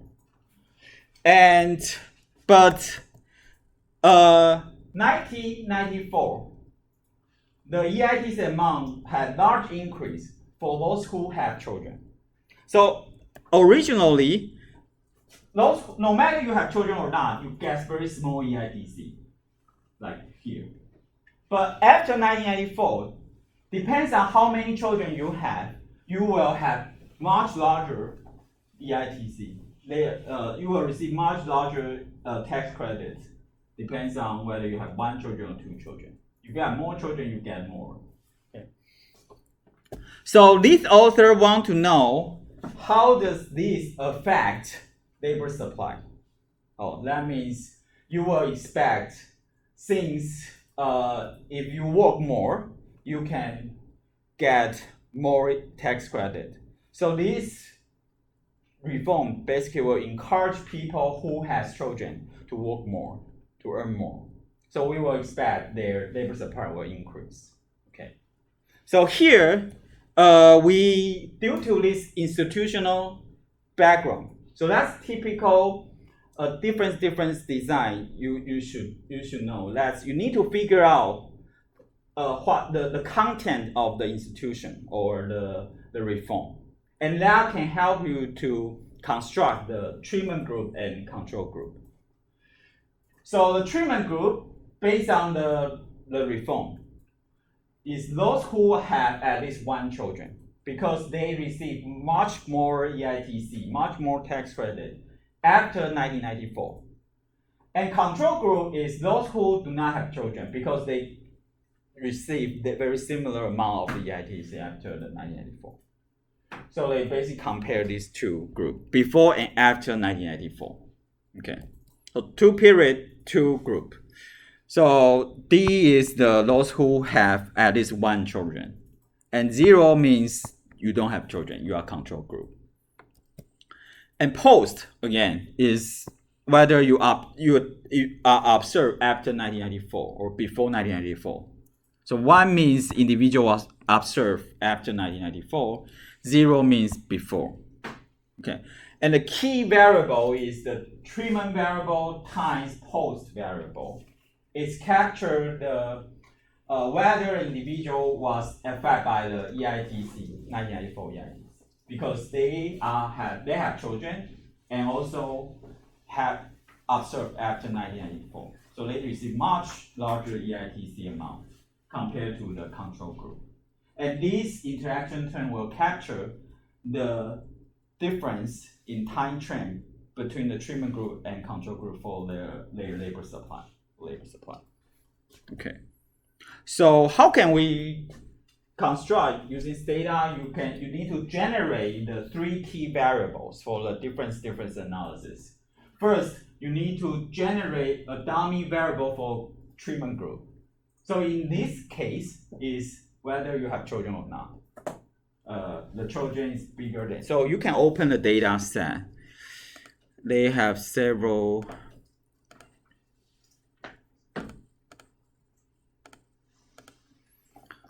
So you can open the EITC data, and you need to change the path. Just remind you.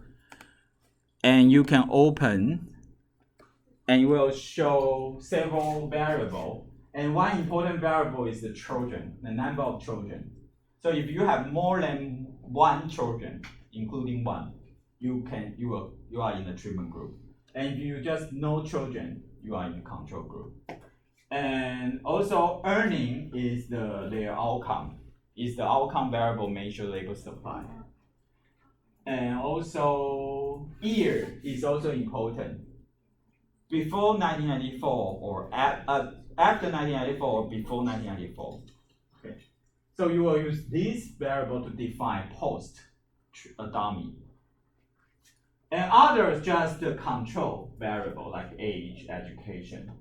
So here age, education is a good control variable because EITC reform has no impact on the your education. You have already finished your education. Okay. So you construct any kids using the children. So this just say if your children bigger than 1, if this statement is true, that's 1. If this statement is false, this is 0. So you generate dummy. And post 1994, this also can generate like this. And the key variable is the interaction term between your treatment group dummy and the post period dummy. That's the interaction term. So you need to at least generate these 3 variables. Then you can conduct the difference regression analysis. Okay. So, and that's the first step. You define the treatment group, control group, and before and after the treatment. Then it's good you first do graphical analysis before you move to regression, because better graph is actually more than thousands of words. It will make your results more credible. Especially you need to examine the common trend assumption. But you can formally examine, but you can also just show the graph. You can show the graph and then formally examine this. But showing graph is very important. So typically we will generate the graph like this, and we'll use the class, this data command. And I will have the video about how to use class upload to the YouTube. If we do not have time to discuss this command, but I will briefly discuss this. This is the command that can generate the aggregate level data from the individual level data. So originally our data is individual level, different individual. But we want to draw the graph like treatment group. How does their employment or earning change over time? So we want to collapse this data set into the aggregate level just by group and year. So you can use this command to do that. There's some function you can choose. For here, we just want to know the average employment. So work here is 1 means you have job, 0 means you don't have job. So here and by means you will collapse your data or aggregate your data based on the year and their treatment status, whether they have children or not. So after you implement this, you will basically generate for each year what's the for the treatment group and control group, what's their average employment rate over time. Okay. So you will convert the individual level data to the group level, group year level. Okay. So after you implement this, just show you, the data set will become like this. So originally it's individual level data. Now it's just group level. It's whether you are treatment group, 0 means you are control group, 1 means you are treatment group, and year is the year, the time. And work is the average employment rate for each group over time. And you will use this to draw the graph. Okay. Then you will generate some variable that can help you to draw the graph. And how to draw the graph, I will also provide a video to let you know how to use data to draw the graph. But I might also briefly discuss how to do that in the class. So here I just briefly let you know, you can use this two-way, is a command that should show what kind graph you want to show, like line here. You want to draw a line, but it can be other option. So line, and you want to draw this outcome. This is your y-axis. This is your horizon axis, year by year and the outcome. Okay, and that's for the control group, and this is for treatment group, and this is the graph's title, and then you can export to generate the graph. That's the name of the graph. So after you do that, you will generate a graph like this. And using this, you can kind of like get a result. The red line is the single women with children. So they are treatment group. And the blue line is the single women who do not have children. They are control group. And you can see, before the 1994, their employment rate actually similar. They are not the same, have the same level, but the trend actually arguably are similar. But you can see, after 1994, treatment groups suddenly increase, but the control groups decrease. So it's kind of like there's some economic shock, bad shock, happened in 1994 that affect their employment level in general. But the EITC system actually encourage those who has the children work more. Even the microeconomics condition is not good. Okay, so this basically, if you see this result, the graph, you might think there's the effect happen. Because before they have some common trend, but after their trend become very different. And you should interpret the control group capture something unrelated to the treatment. So they are baseline trends like this. But the treatment make the trend change, reverse to like this. Okay, so then you can basically show the group means in the pre-post treatment period using this command. Just calculate the mean of the employment for the control group before the treatment group before the treatment happened, and just calculate these 4 groups data, the means. That's very similar. But you can directly using the regression to get a result. You just run the regression, control the treatment group dummy, post-treatment period dummy, and their interaction term. And you might also control some covariates, some good control variable to further reduce the selection bias. And the key is you want to focus on the interaction term between the treatment group dummy and the post-period dummy. These basically capture the time trend that are specific to the treatment group. Because treatment group has very special time trend after the treatment happened. And these will be captured by this coefficient. That's the difference estimate. And so you run the regression, use REG outcome. That's the thing we just defined. And you focus on their interaction term. We define EITC. And the result is like, and you can control more covariates to further control more covariates. And the result is like this.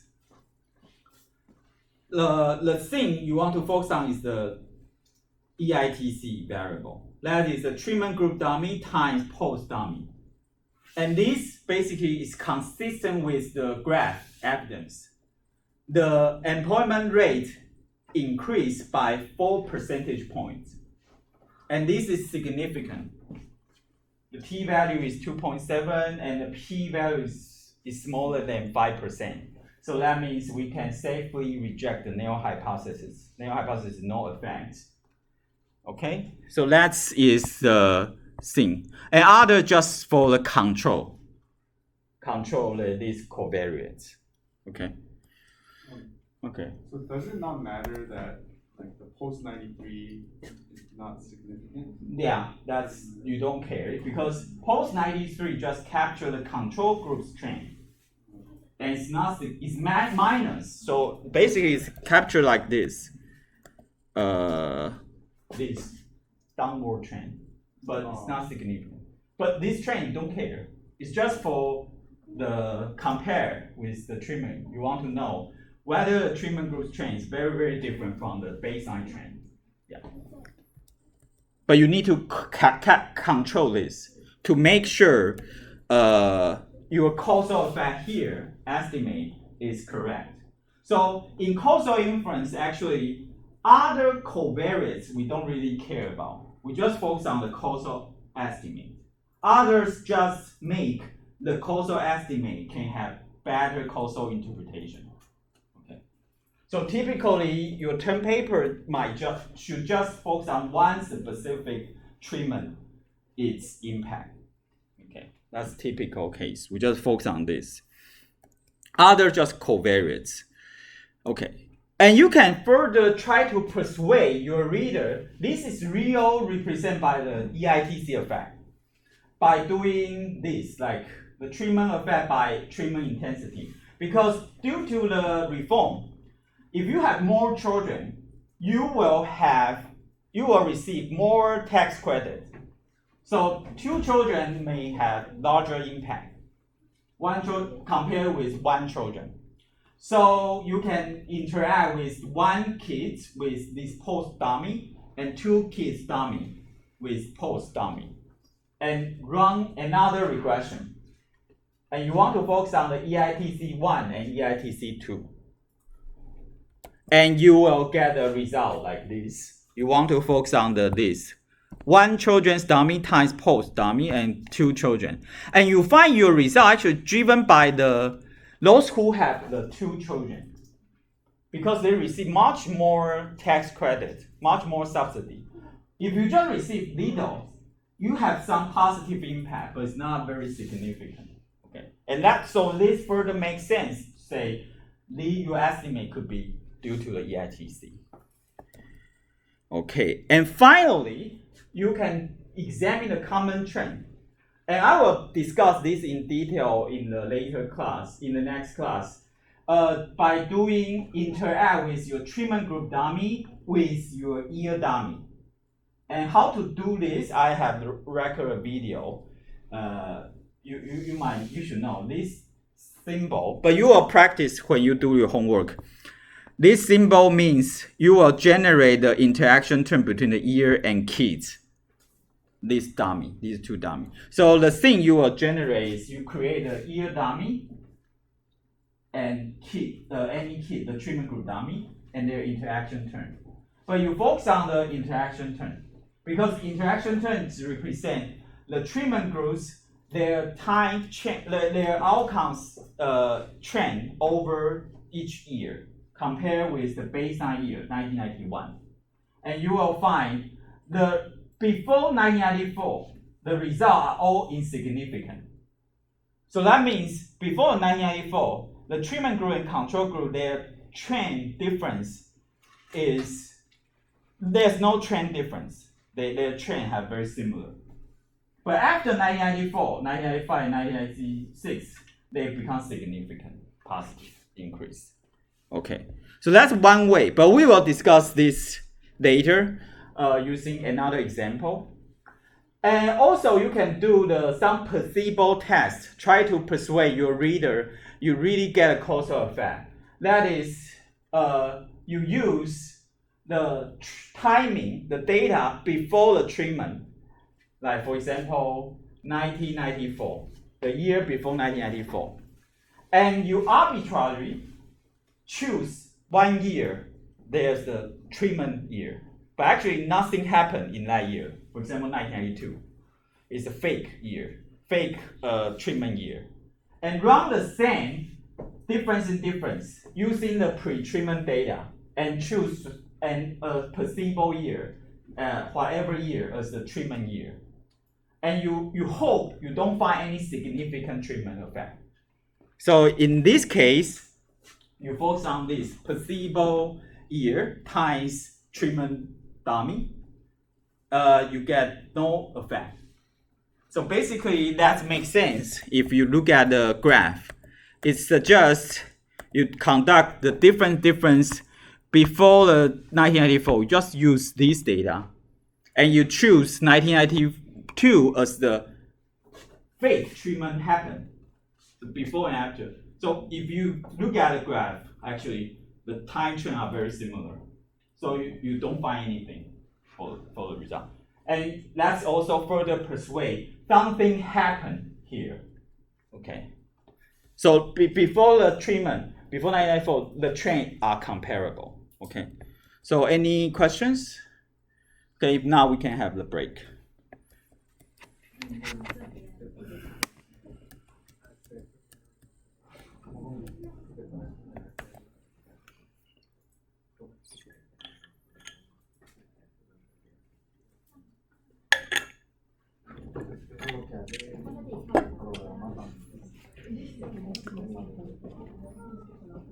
论文还没有时间看，所以你看有没有什么问题？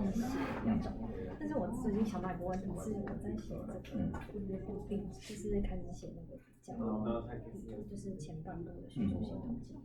我发现第一个问题是我想问说，这种类似这样子的其实可以最好不要放，会看，但是对，你可以开始构思你的 table 要怎么做比较好看或者怎么样，对，但是你正式的版本是不要放这个，不然口尾应该会很不开心。这个是 table 是它也可以在那个就是你 data 里面去设定想做哪一种 table。不自己去画。如果你用 Word 的话，它会就得自己做，没错。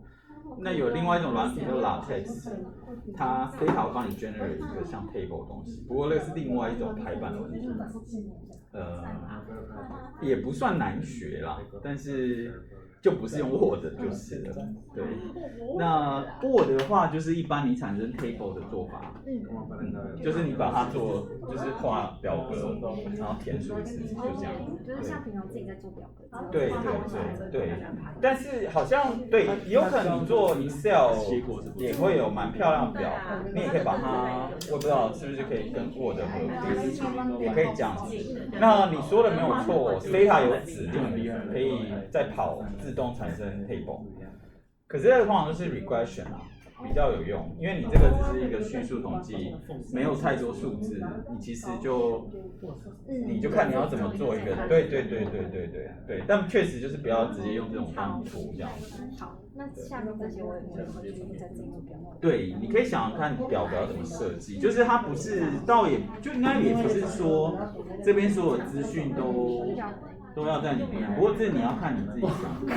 这边我之后自己需要 stand， 我觉得你应该需要 stand， 只需要。还有一点是，我看一下，其实，你刚刚的那个男女哈，就是男女，其实你有这个，其实也不需要表。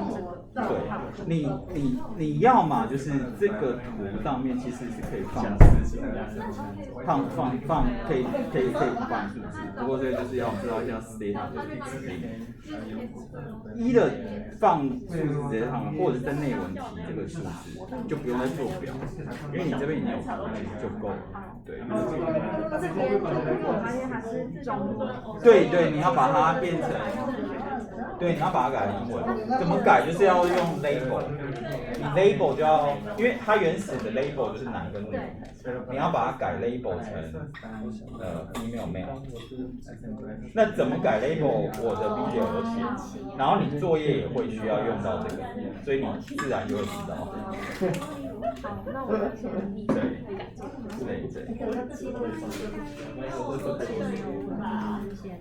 对，然后我这边讲 different 这边其实会是你会用到的，就是你到时候每一个样本，你的比较像是 continuous 的 difference， 你每个样本都有它能够 work from home 的指数，所以这个东西就有点像是会被 COVID 影响的状况，越低被影响越大，越高影响比较小。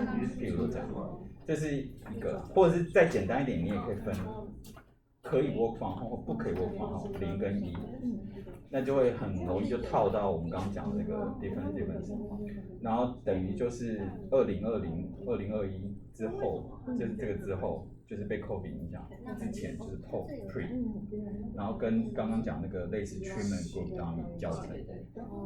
那你们能不能我的网红是我自己可以，就是要去你可以是可以一半以上的。对对对，你也可以讲，可以讲，你就是有一个定义，你可以用这种比较简单，先 group 2个 group， 就很像我们刚刚讲，那。但是我猜你还是会做到一个，就是它那个 treatment 的 group 不是 dummy， 就是一个连续的数字，那就是它越大或越小代表什么意思？对，那我可以看一个问题，就是我之前他做过前面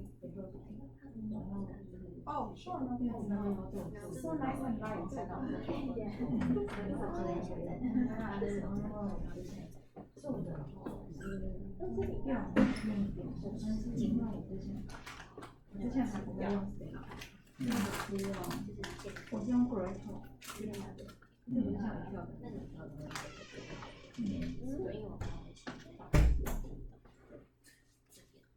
Great， 好，然后问题。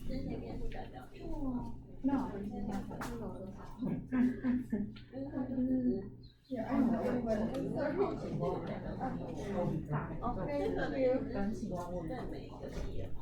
但是因为其实跑出来的结果就是好像就是跟其他选择的抱歉，一样吗？就是一样的在跑那个时间，都会那种你在讨论东西。对啊，那我们有关系，对不对？现在对会降低这样子，然后年纪最出发一点的话，女性，因为它这边有分指出来，这边指的是两个，一个指然后代表是这个就是教程像1、2。对，就是当我这个区比较好一些，那两个指标一个代表我对还好，对，大概是这样。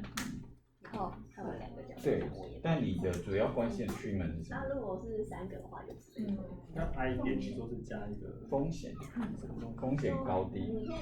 什么是风险？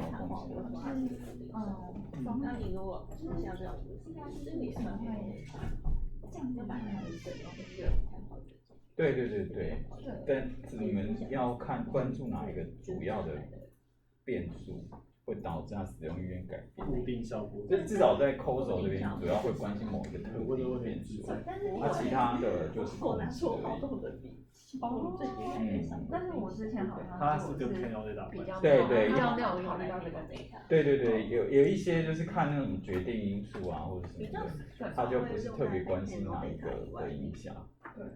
但是因为其实我后来跑出来就是小概大是，它最近又刚好是没有显著的用这个而已，但是有一些是有。没有，都没有对啊，那有可能。讲话。跟当时之前第一个这个还有。对，但这个你们就可能要解释一下，30个字简短介绍，会这样子。这考手就觉得就是之后要做的话，就是一定要有一个 cost 蛮关注的，然后你要想办法去证明这个 cost 就是导致这个 treatment，然后就是有这些方法。那其他的变数比较像是就是控制，就是让就是高风险人跟低风险人有差很多面向，所以其他人只是让它变得像。所以像我刚刚有问题是，所以像我刚刚上课提的问题是，要怎么去找就是哪一个跟那个比较有相关联性？哪一个？什么哪一个？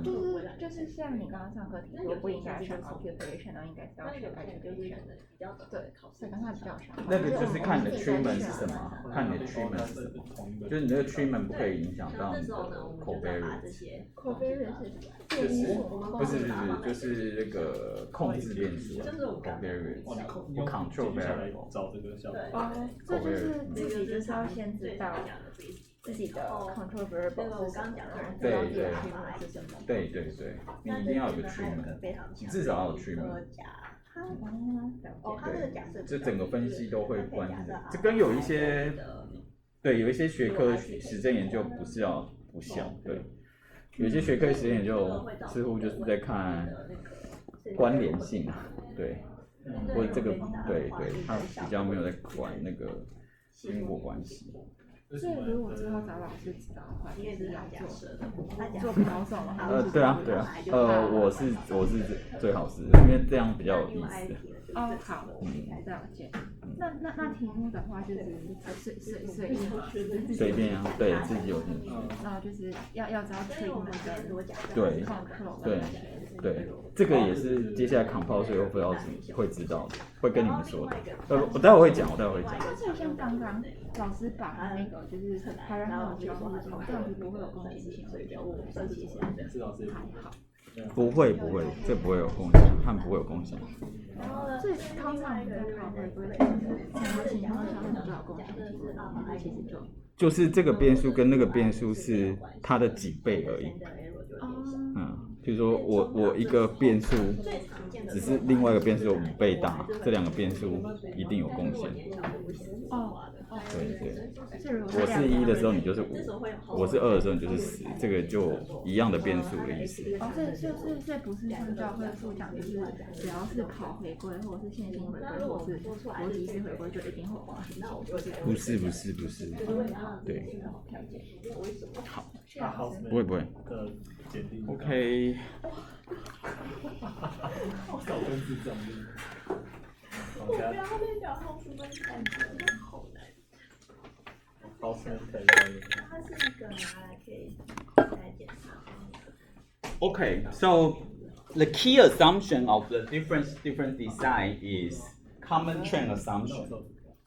And so why we can claim using the why we can claim when we estimate the for example, this regression, this coefficient can represent the causal effect on the treatment group is based on the treatment group and control group. They have similar trend before treatment happened or in absence of treatment. That's the common trend assumption. Due to this assumption, we can claim this. So this is very important to verify whether this assumption is hold in your case or not. Okay, so that's very important. And hopefully this assumption you can try to verify. There's a way to verify. Okay. So the outcome of the treatment will follow the same time trend in absence of the treatment. And so this does not mean they have to have the same level of the outcome. They just have the same trend, the change in over time. That's fine. And it's a bit difficult to verify. And one possible way you can do that is using the pre-treatment data to show that the trends are the same. And you can first just demonstrate the raw data, the graph. And also then you can formally, using the different event study design to verify that. And I will let you know how to do that. So first, you can just, before your regression analysis, you can just show the graph. So for this graph, blue line is treatment group, and green line is control group, and red line is some treatment happened in 2007, something like this. And from this, looks like they have not bad, similar trend. and until treatment happens. That's something. And for this, maybe you will think they have very different trend. But that's just not very formal examination. And you can formally examine this by extend your difference design to the event study design. Difference event study design. That's basically just include the leads and lag terms in the difference model. It can help us examine the common trend assumption and also to help us to see whether the treatment effect change over time after treatment happened. To examine like short-term treatment effect, medium-term treatment effect, or long-term treatment effect. That could be also very different. Okay, so how can we do that? Or we can modify our regression model to the following. So originally is you put the treatment group dummy and post dummy and their interaction term. But here you become more complicated. You not just treat the post-treatment period as the whole period, or pre-treatment period is whole period. Maybe these two periods, they have 10 years. So you should examine each year. So each year you give a dummy to indicate that. Okay. So we will use another variable called ET. ET is a dummy variable indicating this individual is observed at specific time t. And typically we will set up the treatment happen in the time 0. So we will recenter to the treatment year and say it's a 0. Okay, for example, 1994, we will set up 1994 as a 0, and 1995 is 1, 1996 is 2. And 1993 is -1, 1992 is -2, like this. That's typical we will do. Because our treatment, sometimes more complicated case is treatment might happen in different years. So you need to normalize the treatment, the timing to this, doing like this. The treatment years is indicate as a 0, for example, like this. And we usually will use the period -1 as a reference time. So that the ET can be like this. So E-1 is a dummy indicating the year right before the treatment occurs. Okay, so in EITC example, 1993 is -1 because it's before 1994. Okay. So all the minus term, negative the time period, the subscript is represent the pre-treatment period. Every year we have the one dummy indicate that year. So it's this represent this, okay. And so we will control. So instead of control the post-treatment dummy, we control event time dummy. And these event time dummies, each year we will construct dummy for that year. Okay. So from the several years before treatment happened to the Q year after treatment happened. So each year will have their own dummies. And now we focus on the interaction term between this event time dummy times treatment group dummy. And this basically replaces the previous is the treatment group dummy times post dummy. So everything post is represented by this event time dummy.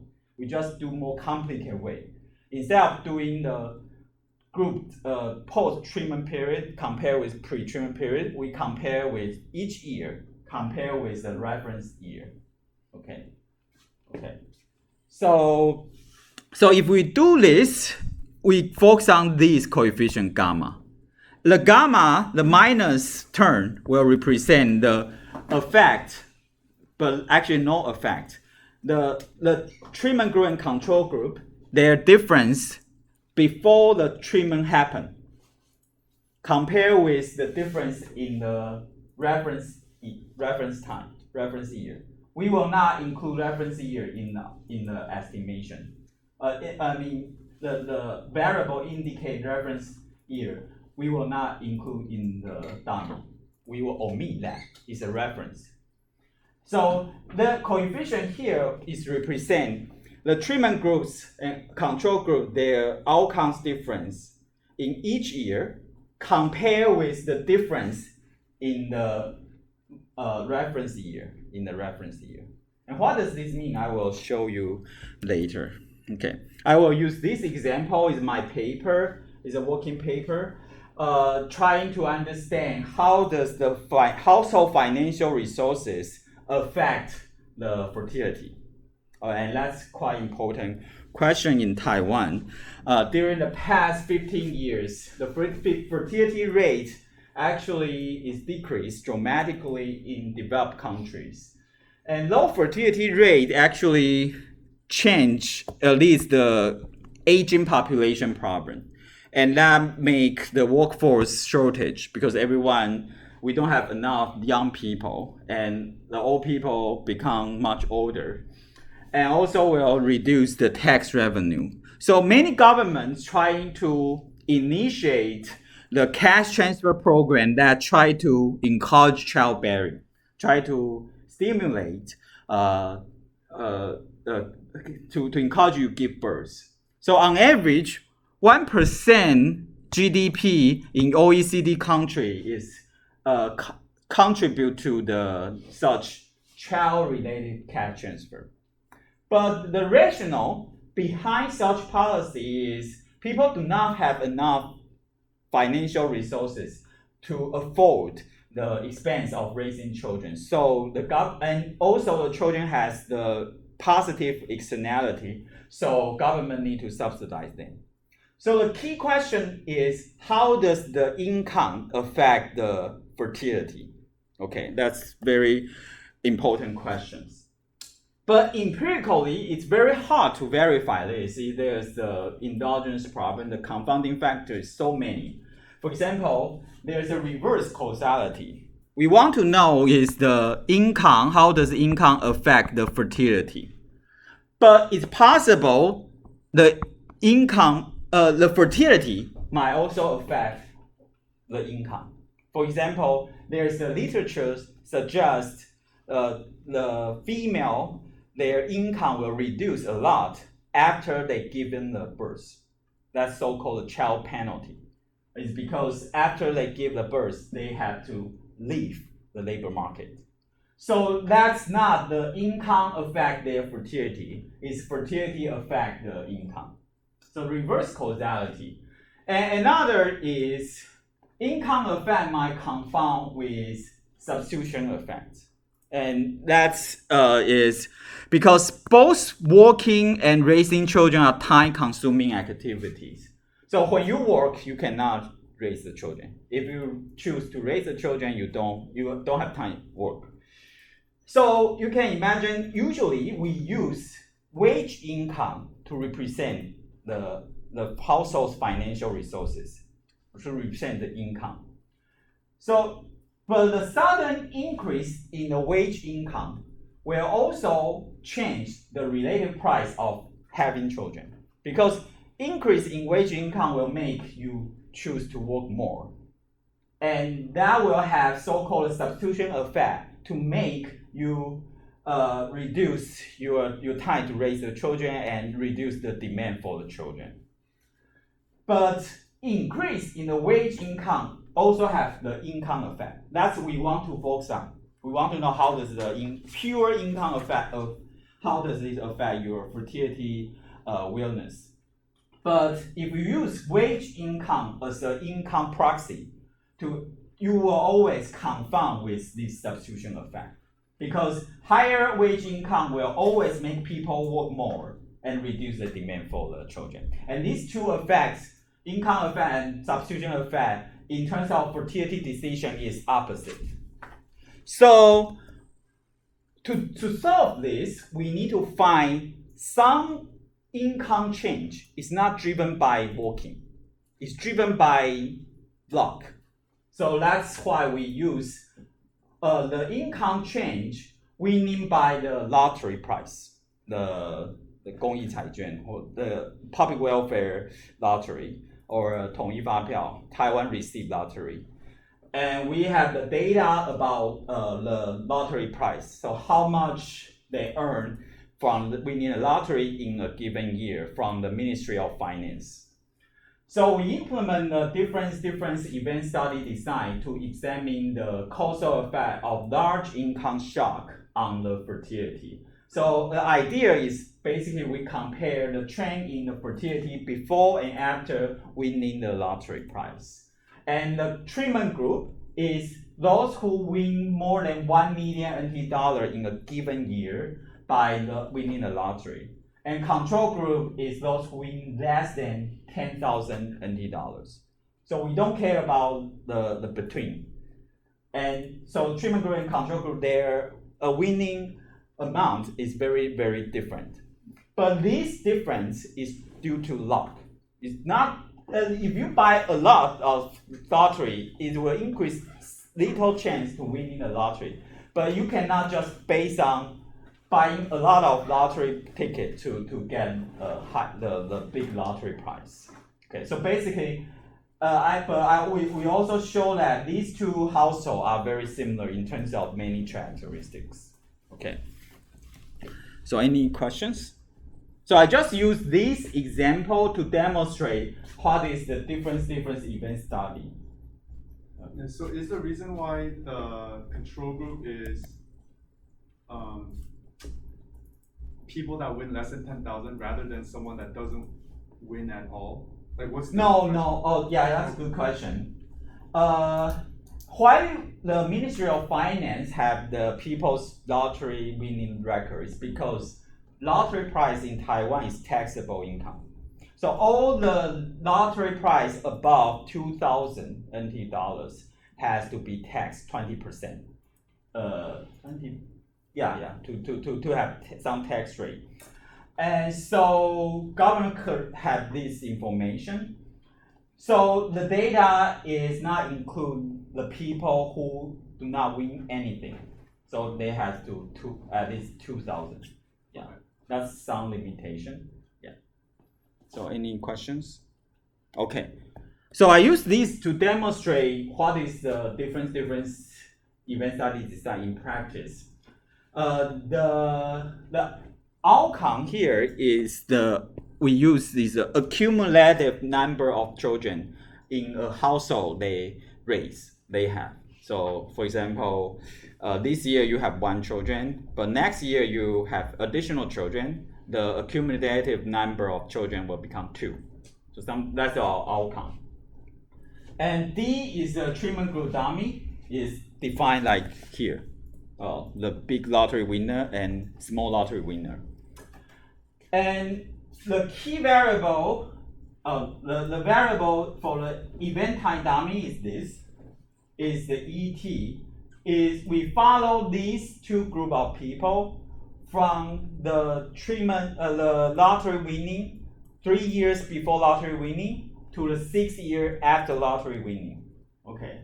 You usually need to have several years before the treatment to examine the common trend assumption. So at least 3 or more years better. But if you have more year, you have less year for the post-treatment period. So that's something you need to balance because you shouldn't have unlimited year of your data. So that's you need to do some trade-off. But at least you need to have at least two years to verify the common trend assumption. So I control the event time dummy. So this is the dummy indicate for example, E minus 2 means 2 years. The dummy for the year, that is 2 years before the treatment happened, before winning a big lottery. But you might have some question about control group does not receive treatment. So how can we determine where is the treatment year for control group? Basically, we just randomly assign their treatment years. Okay, we don't because control group is always earn less than 10,000 from winning the lottery. So basically, their behavior shouldn't affect by winning the lottery. And the treatment group is only win $1 million in a specific year. They will not win multiple times. And actually, there's no such lucky guy can win the $1 million, but more than $1 million, more than several times. Okay, that's very few. But we eliminate this sample. And the key variable is the interaction term between the treatment group dummy and event time dummy. And we use our baseline year, our reference year is T minus 1, just 1 year before the winning the lottery, big lottery. So this E minus 1 is not included in the regression. This dummy is not included regression because if we include there's the collinear problem. So, but that's the thing we want to compare. We want to compare the difference in the outcome between the treatment group and control group in each year. We want to compare this difference with the difference happened in the baseline year. And we hope before treatment happened, this difference is constant over time. So that means for -2, -3, the treatment group and control group, their difference is very similar as the baseline year's difference. That means the common trend assumption hold. And if there's some treatment effect happen after treatment occurs, that means for the coefficient positive 1, 2, 3, that will become significant. Okay, and that's something I can use this graph to show you. 0 means the lottery winning year, and y-axis is accumulated number that the people have ever had. And red line is control group, blue line is treatment group. And you can see before the treatment, they are very similar trend. And after treatment happened, the treatment group suddenly increase. But you can, they have some positive, but not very big. But they give more bursts. And there's some trick you can do since you only focus on the time trend, not the level. So usually we will subtract the baseline level to become like this term. Subtract. So every outcome will minus the level at the baseline year. And we will get another. That can give you better understanding the treatment happened. The outcome really changed after treatment happened. So every outcome is divided by the -1 outcomes for each group. So -1 now is 0 because they are baseline. And you can see before the treatment happened, the trend is similar. So actually the difference compare with the difference between treatment group and control group in terms of their fertility in each year before the treatment happened are very similar to the baseline year. So there's almost the same. But these actually change after they win the lottery. But it's not in the lottery winning year, right? Because pregnant take 10 months. So it makes sense. Right, 1 year after, the number of children increase until the 6th year, still has the gap. And this gap is not very big. It's just point, I think, increase. 0.06. So that means among 100 households who won the lottery, who won the $1 million lottery prize, above $1 million lottery prize, 6 of them will give a birth. So actually they won a lot. On average, these people won around 16,000 NT dollars on average. But actually it does not increase or stimulate their fertility a lot. But income do have some effect. But even they won a lot, not a lot of people really increase the birth. Okay. So you can formally examine this common trend assumption by run the regression here. So here is just graph, show the raw data. You run the regression and you plot the coefficient and these coefficients confidence interval to show whether the common trend assumption hold or not, or your post-treatment effect is significant or not. That something looks like this. So you plot the gamma t from the -3 to the +6. And you can formally to test, actually before the treatment happen, treatment group and control group, their fertility difference are very similar to the baseline difference. So there's no difference, no significant difference. So this basically verify the common trend assumption, at least hold for this 3 pre-treatment period. And after the treatment happened, these gamma becomes significant positive. That means represent the positive income effect on the fertility. And this is point estimate. Okay. So this is just the demonstrate of how to verify the common trend assumption in practice. So any questions for this? Okay. And you can also do placebo tests, like I just say. You use pre-treatment data and randomly or choose arbitrary treatment timing, but actually nothing happened in that timing, and run the same different regression, but you hope this coefficient is not significant. That's another thing you can do. It's also test common trend assumption. So you can use this way to do that. Okay. So finally, I would like to remind you the different design has some other issue you need to pay attention. There are 2 issues. One issue is the change in sample composition. You need to pay attention. Especially, some researchers might use repeat cross-sectional data. You do not follow the same individual over time or the same household over time.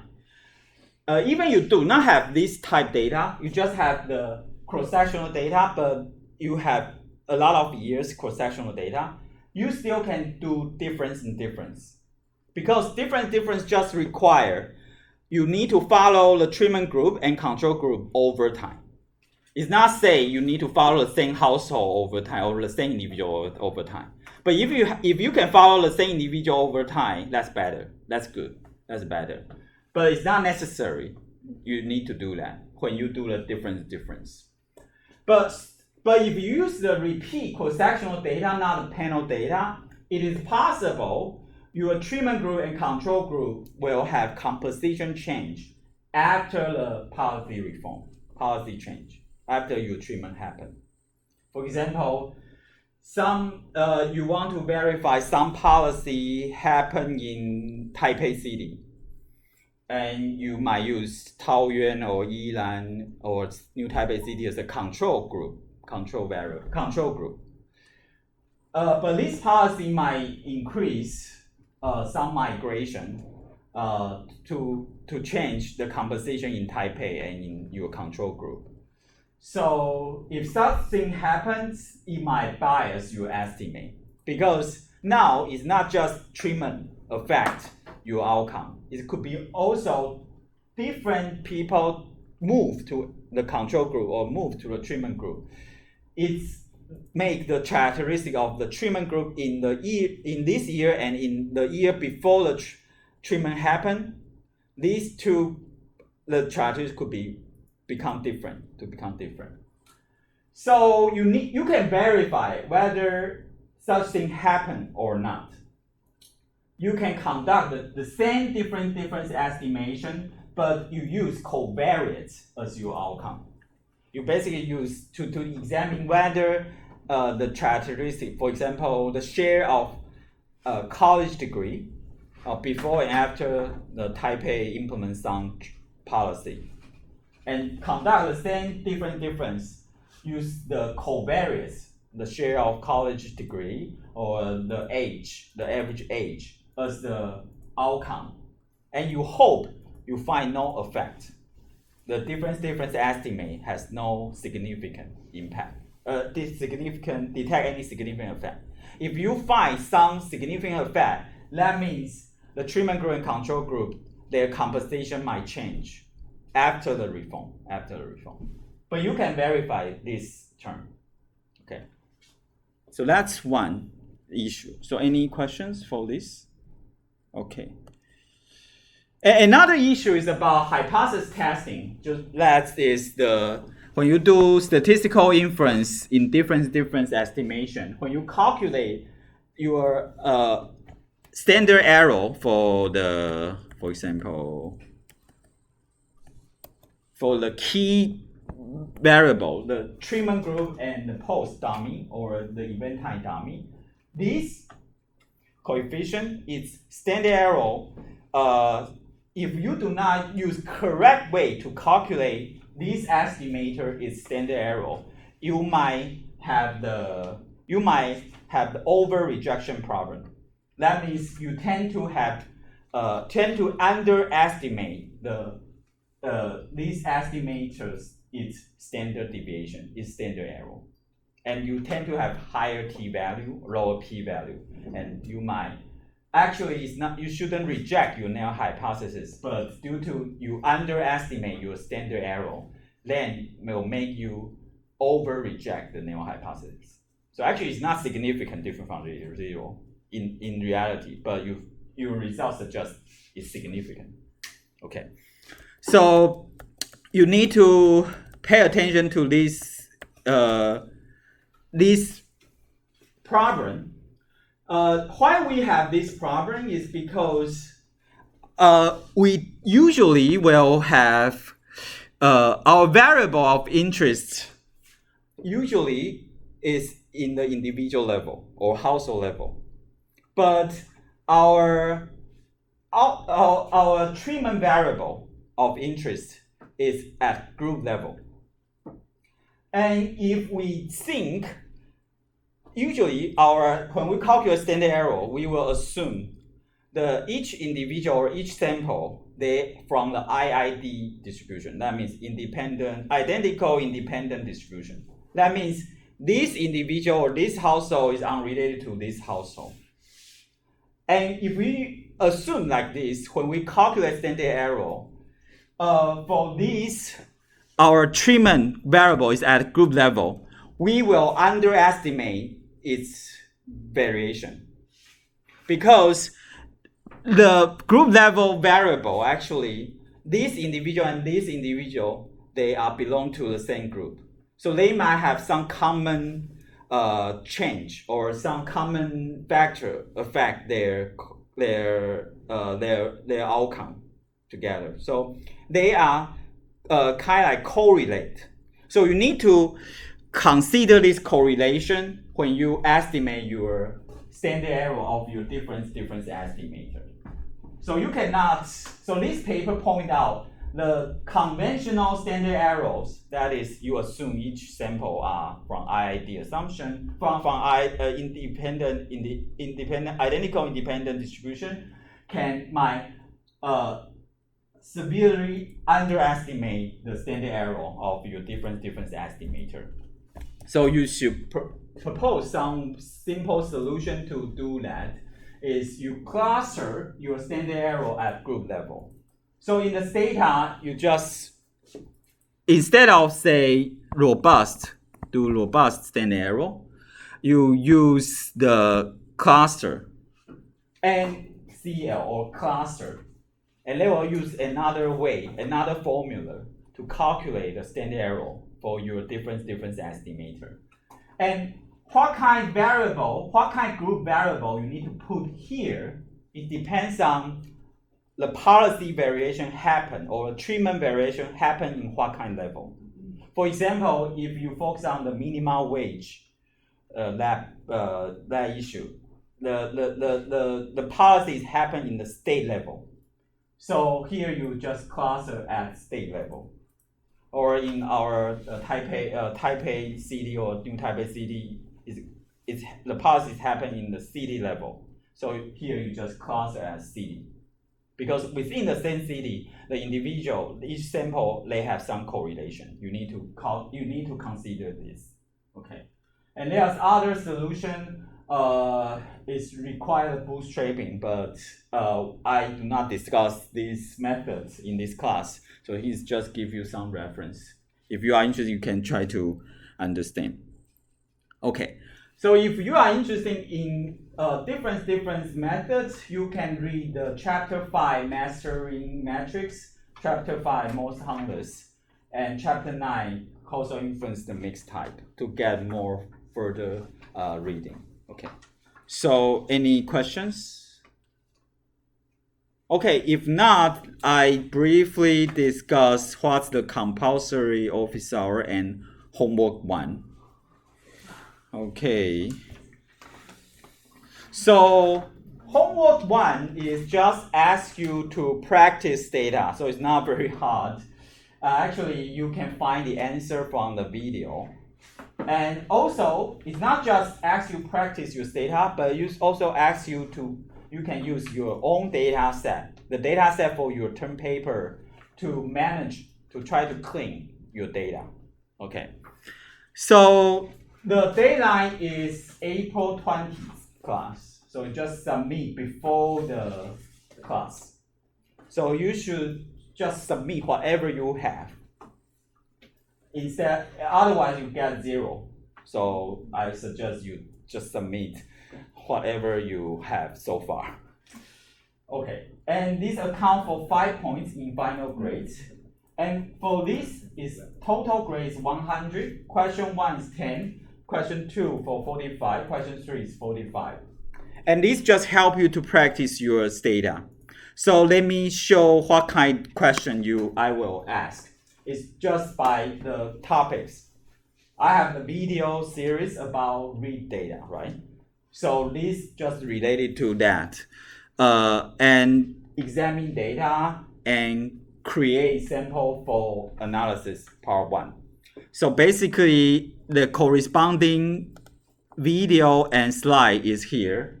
Read the data, and you can watch the video. Examine data, watch the video. And create sample for us, watch the video.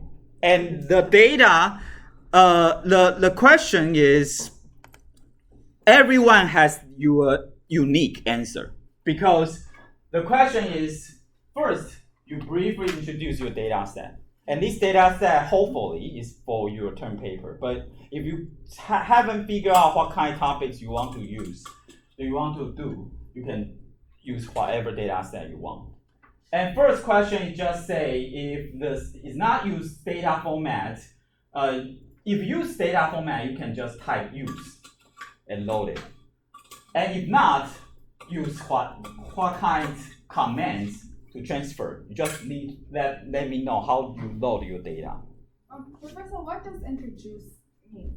Introduce yeah, that's a good question. Introduce means what kind of variable you think are interesting.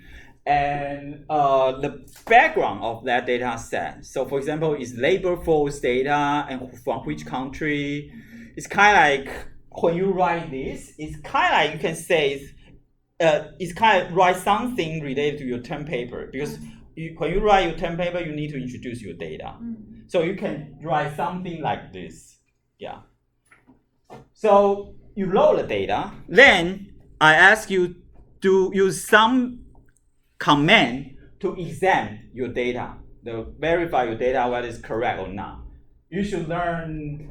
I have teach this, but you can also review by watch the video using the sum. So you just pick any variable. So everyone has different answer because that's for your term paper, and you summarize this command to get the median and mean. So you just let me know what's your answer, what's the variable you use, okay?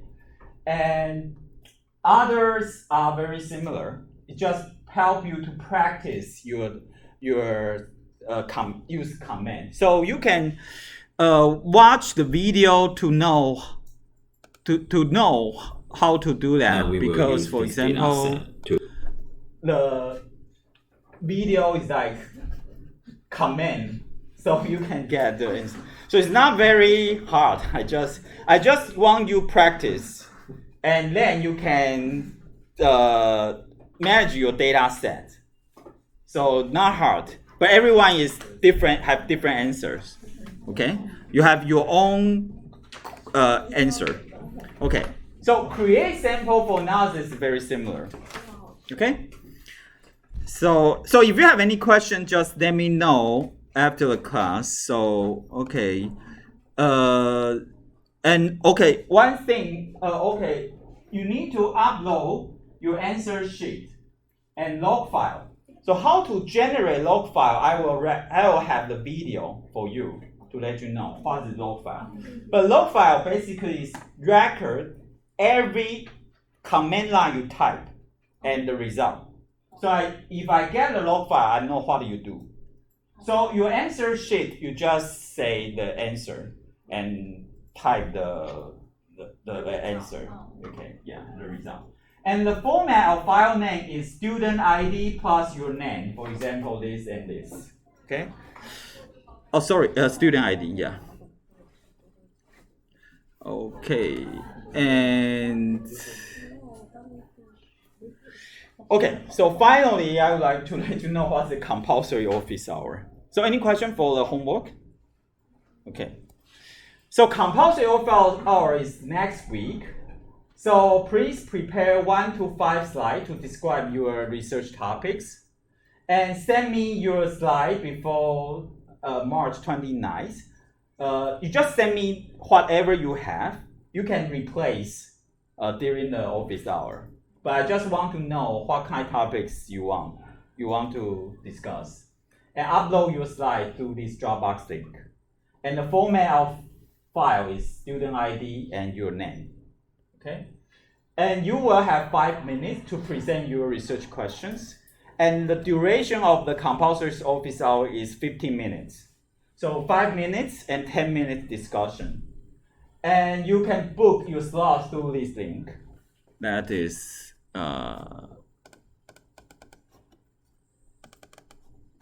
okay. Sorry.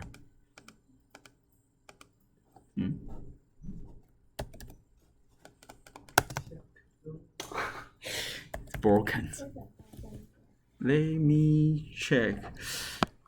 Okay, so let me discuss without slides. Oh, sorry, forgot this. This is for NTU. NTU have some undergrad. Okay, the content is, first you need to describe the topics. Sorry, it should be fine. Okay, the content is write down at least 2 questions and briefly mention why the proposed topics are interesting. So at least 2 questions. That means you can, or you just brainstorming, so we can eliminate one of them.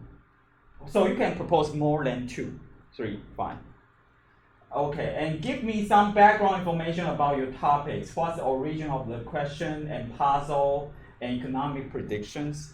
So for example, some theories say that, and you want to verify these theoretical predictions, and maybe there's some status facts are very interesting and discussed by a lot of people. Okay, so whatever you are interested, and but you need to try to understand the causal relationship. So that means you need to clearly point out what is your outcome. What is your treatment variable? And try to figure out potential selection bias. That's why you need use causal inference to solve it. So, and how to fix it? If you have some idea, what kind of identification strategy you want to use, but maybe some identification strategy you haven't learned, but we can discuss later at that time. And also, you can, if possible, you can point out some potential data source. But if not, that's fine. I can guide you or discuss with you. Okay. So just basically just say what's your research questions and what kind of causal relationship you want to estimate. Okay. So the book systems here. Let me give you. So it's from the 1:30 p.m. So this means the beginning time. So it means 1:30 to 1:45. So this slot means that.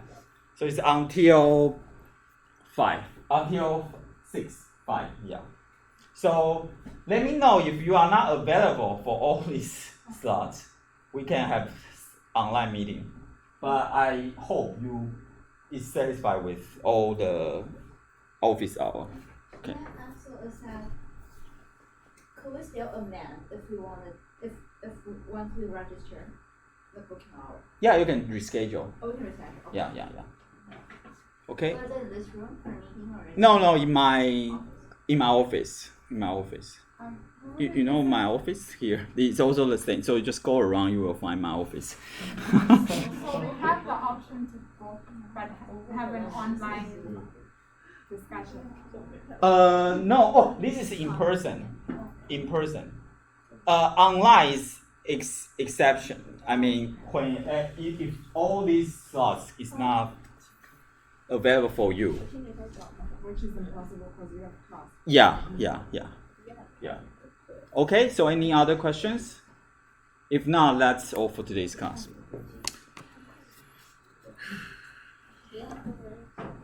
So no class next. No class next week. Finish. Sorry.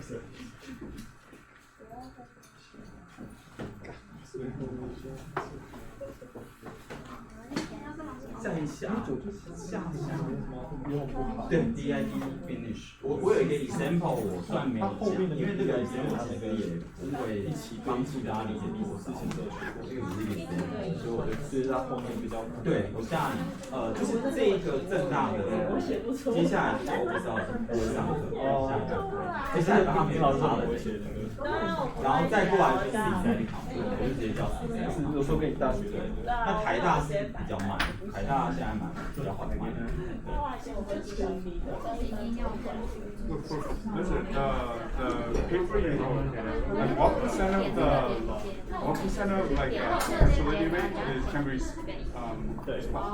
what percent of the income can be responsible for fertility? I mean, what percent fertility response to income? Yeah. We cannot offer such estimate, but we estimate, we give one estimate by related to that. That is the income elasticity of fertility. That means we find 10% increase in the income. Well, the elasticity is 0.06, very small, so it's possible. That means 10% increase in the income only 6% increase in the total number of fertility. So they respond, but not very low. So you need to increase your income a lot to make the fertility increase a lot. That's a conclusion. Because actually, I want to write my thesis on the fertility rate of like Taiwan and Korea. Oh yeah. Yeah. 热经爆肝男。I haven't updated here, but within this, you can. 我觉得整体比上次 This is right. Why don't you just write what you did for research? Yes. Okay. I was. Yeah. We can manage. I don't think that's a good idea. Because like how are you gonna have maybe you can do like this. I feel like writing what you did for research method won't help you unless that's your thesis idea. process like chance.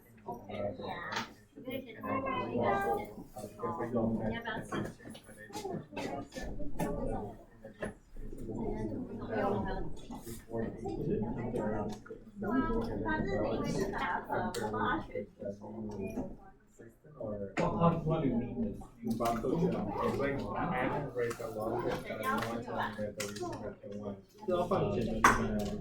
Country the education system that they like they realize that education can make a change in the economy, social development. Yeah. But Taiwan has a lot of reform in education system. Yeah. I'm not sure what the change will be. So like before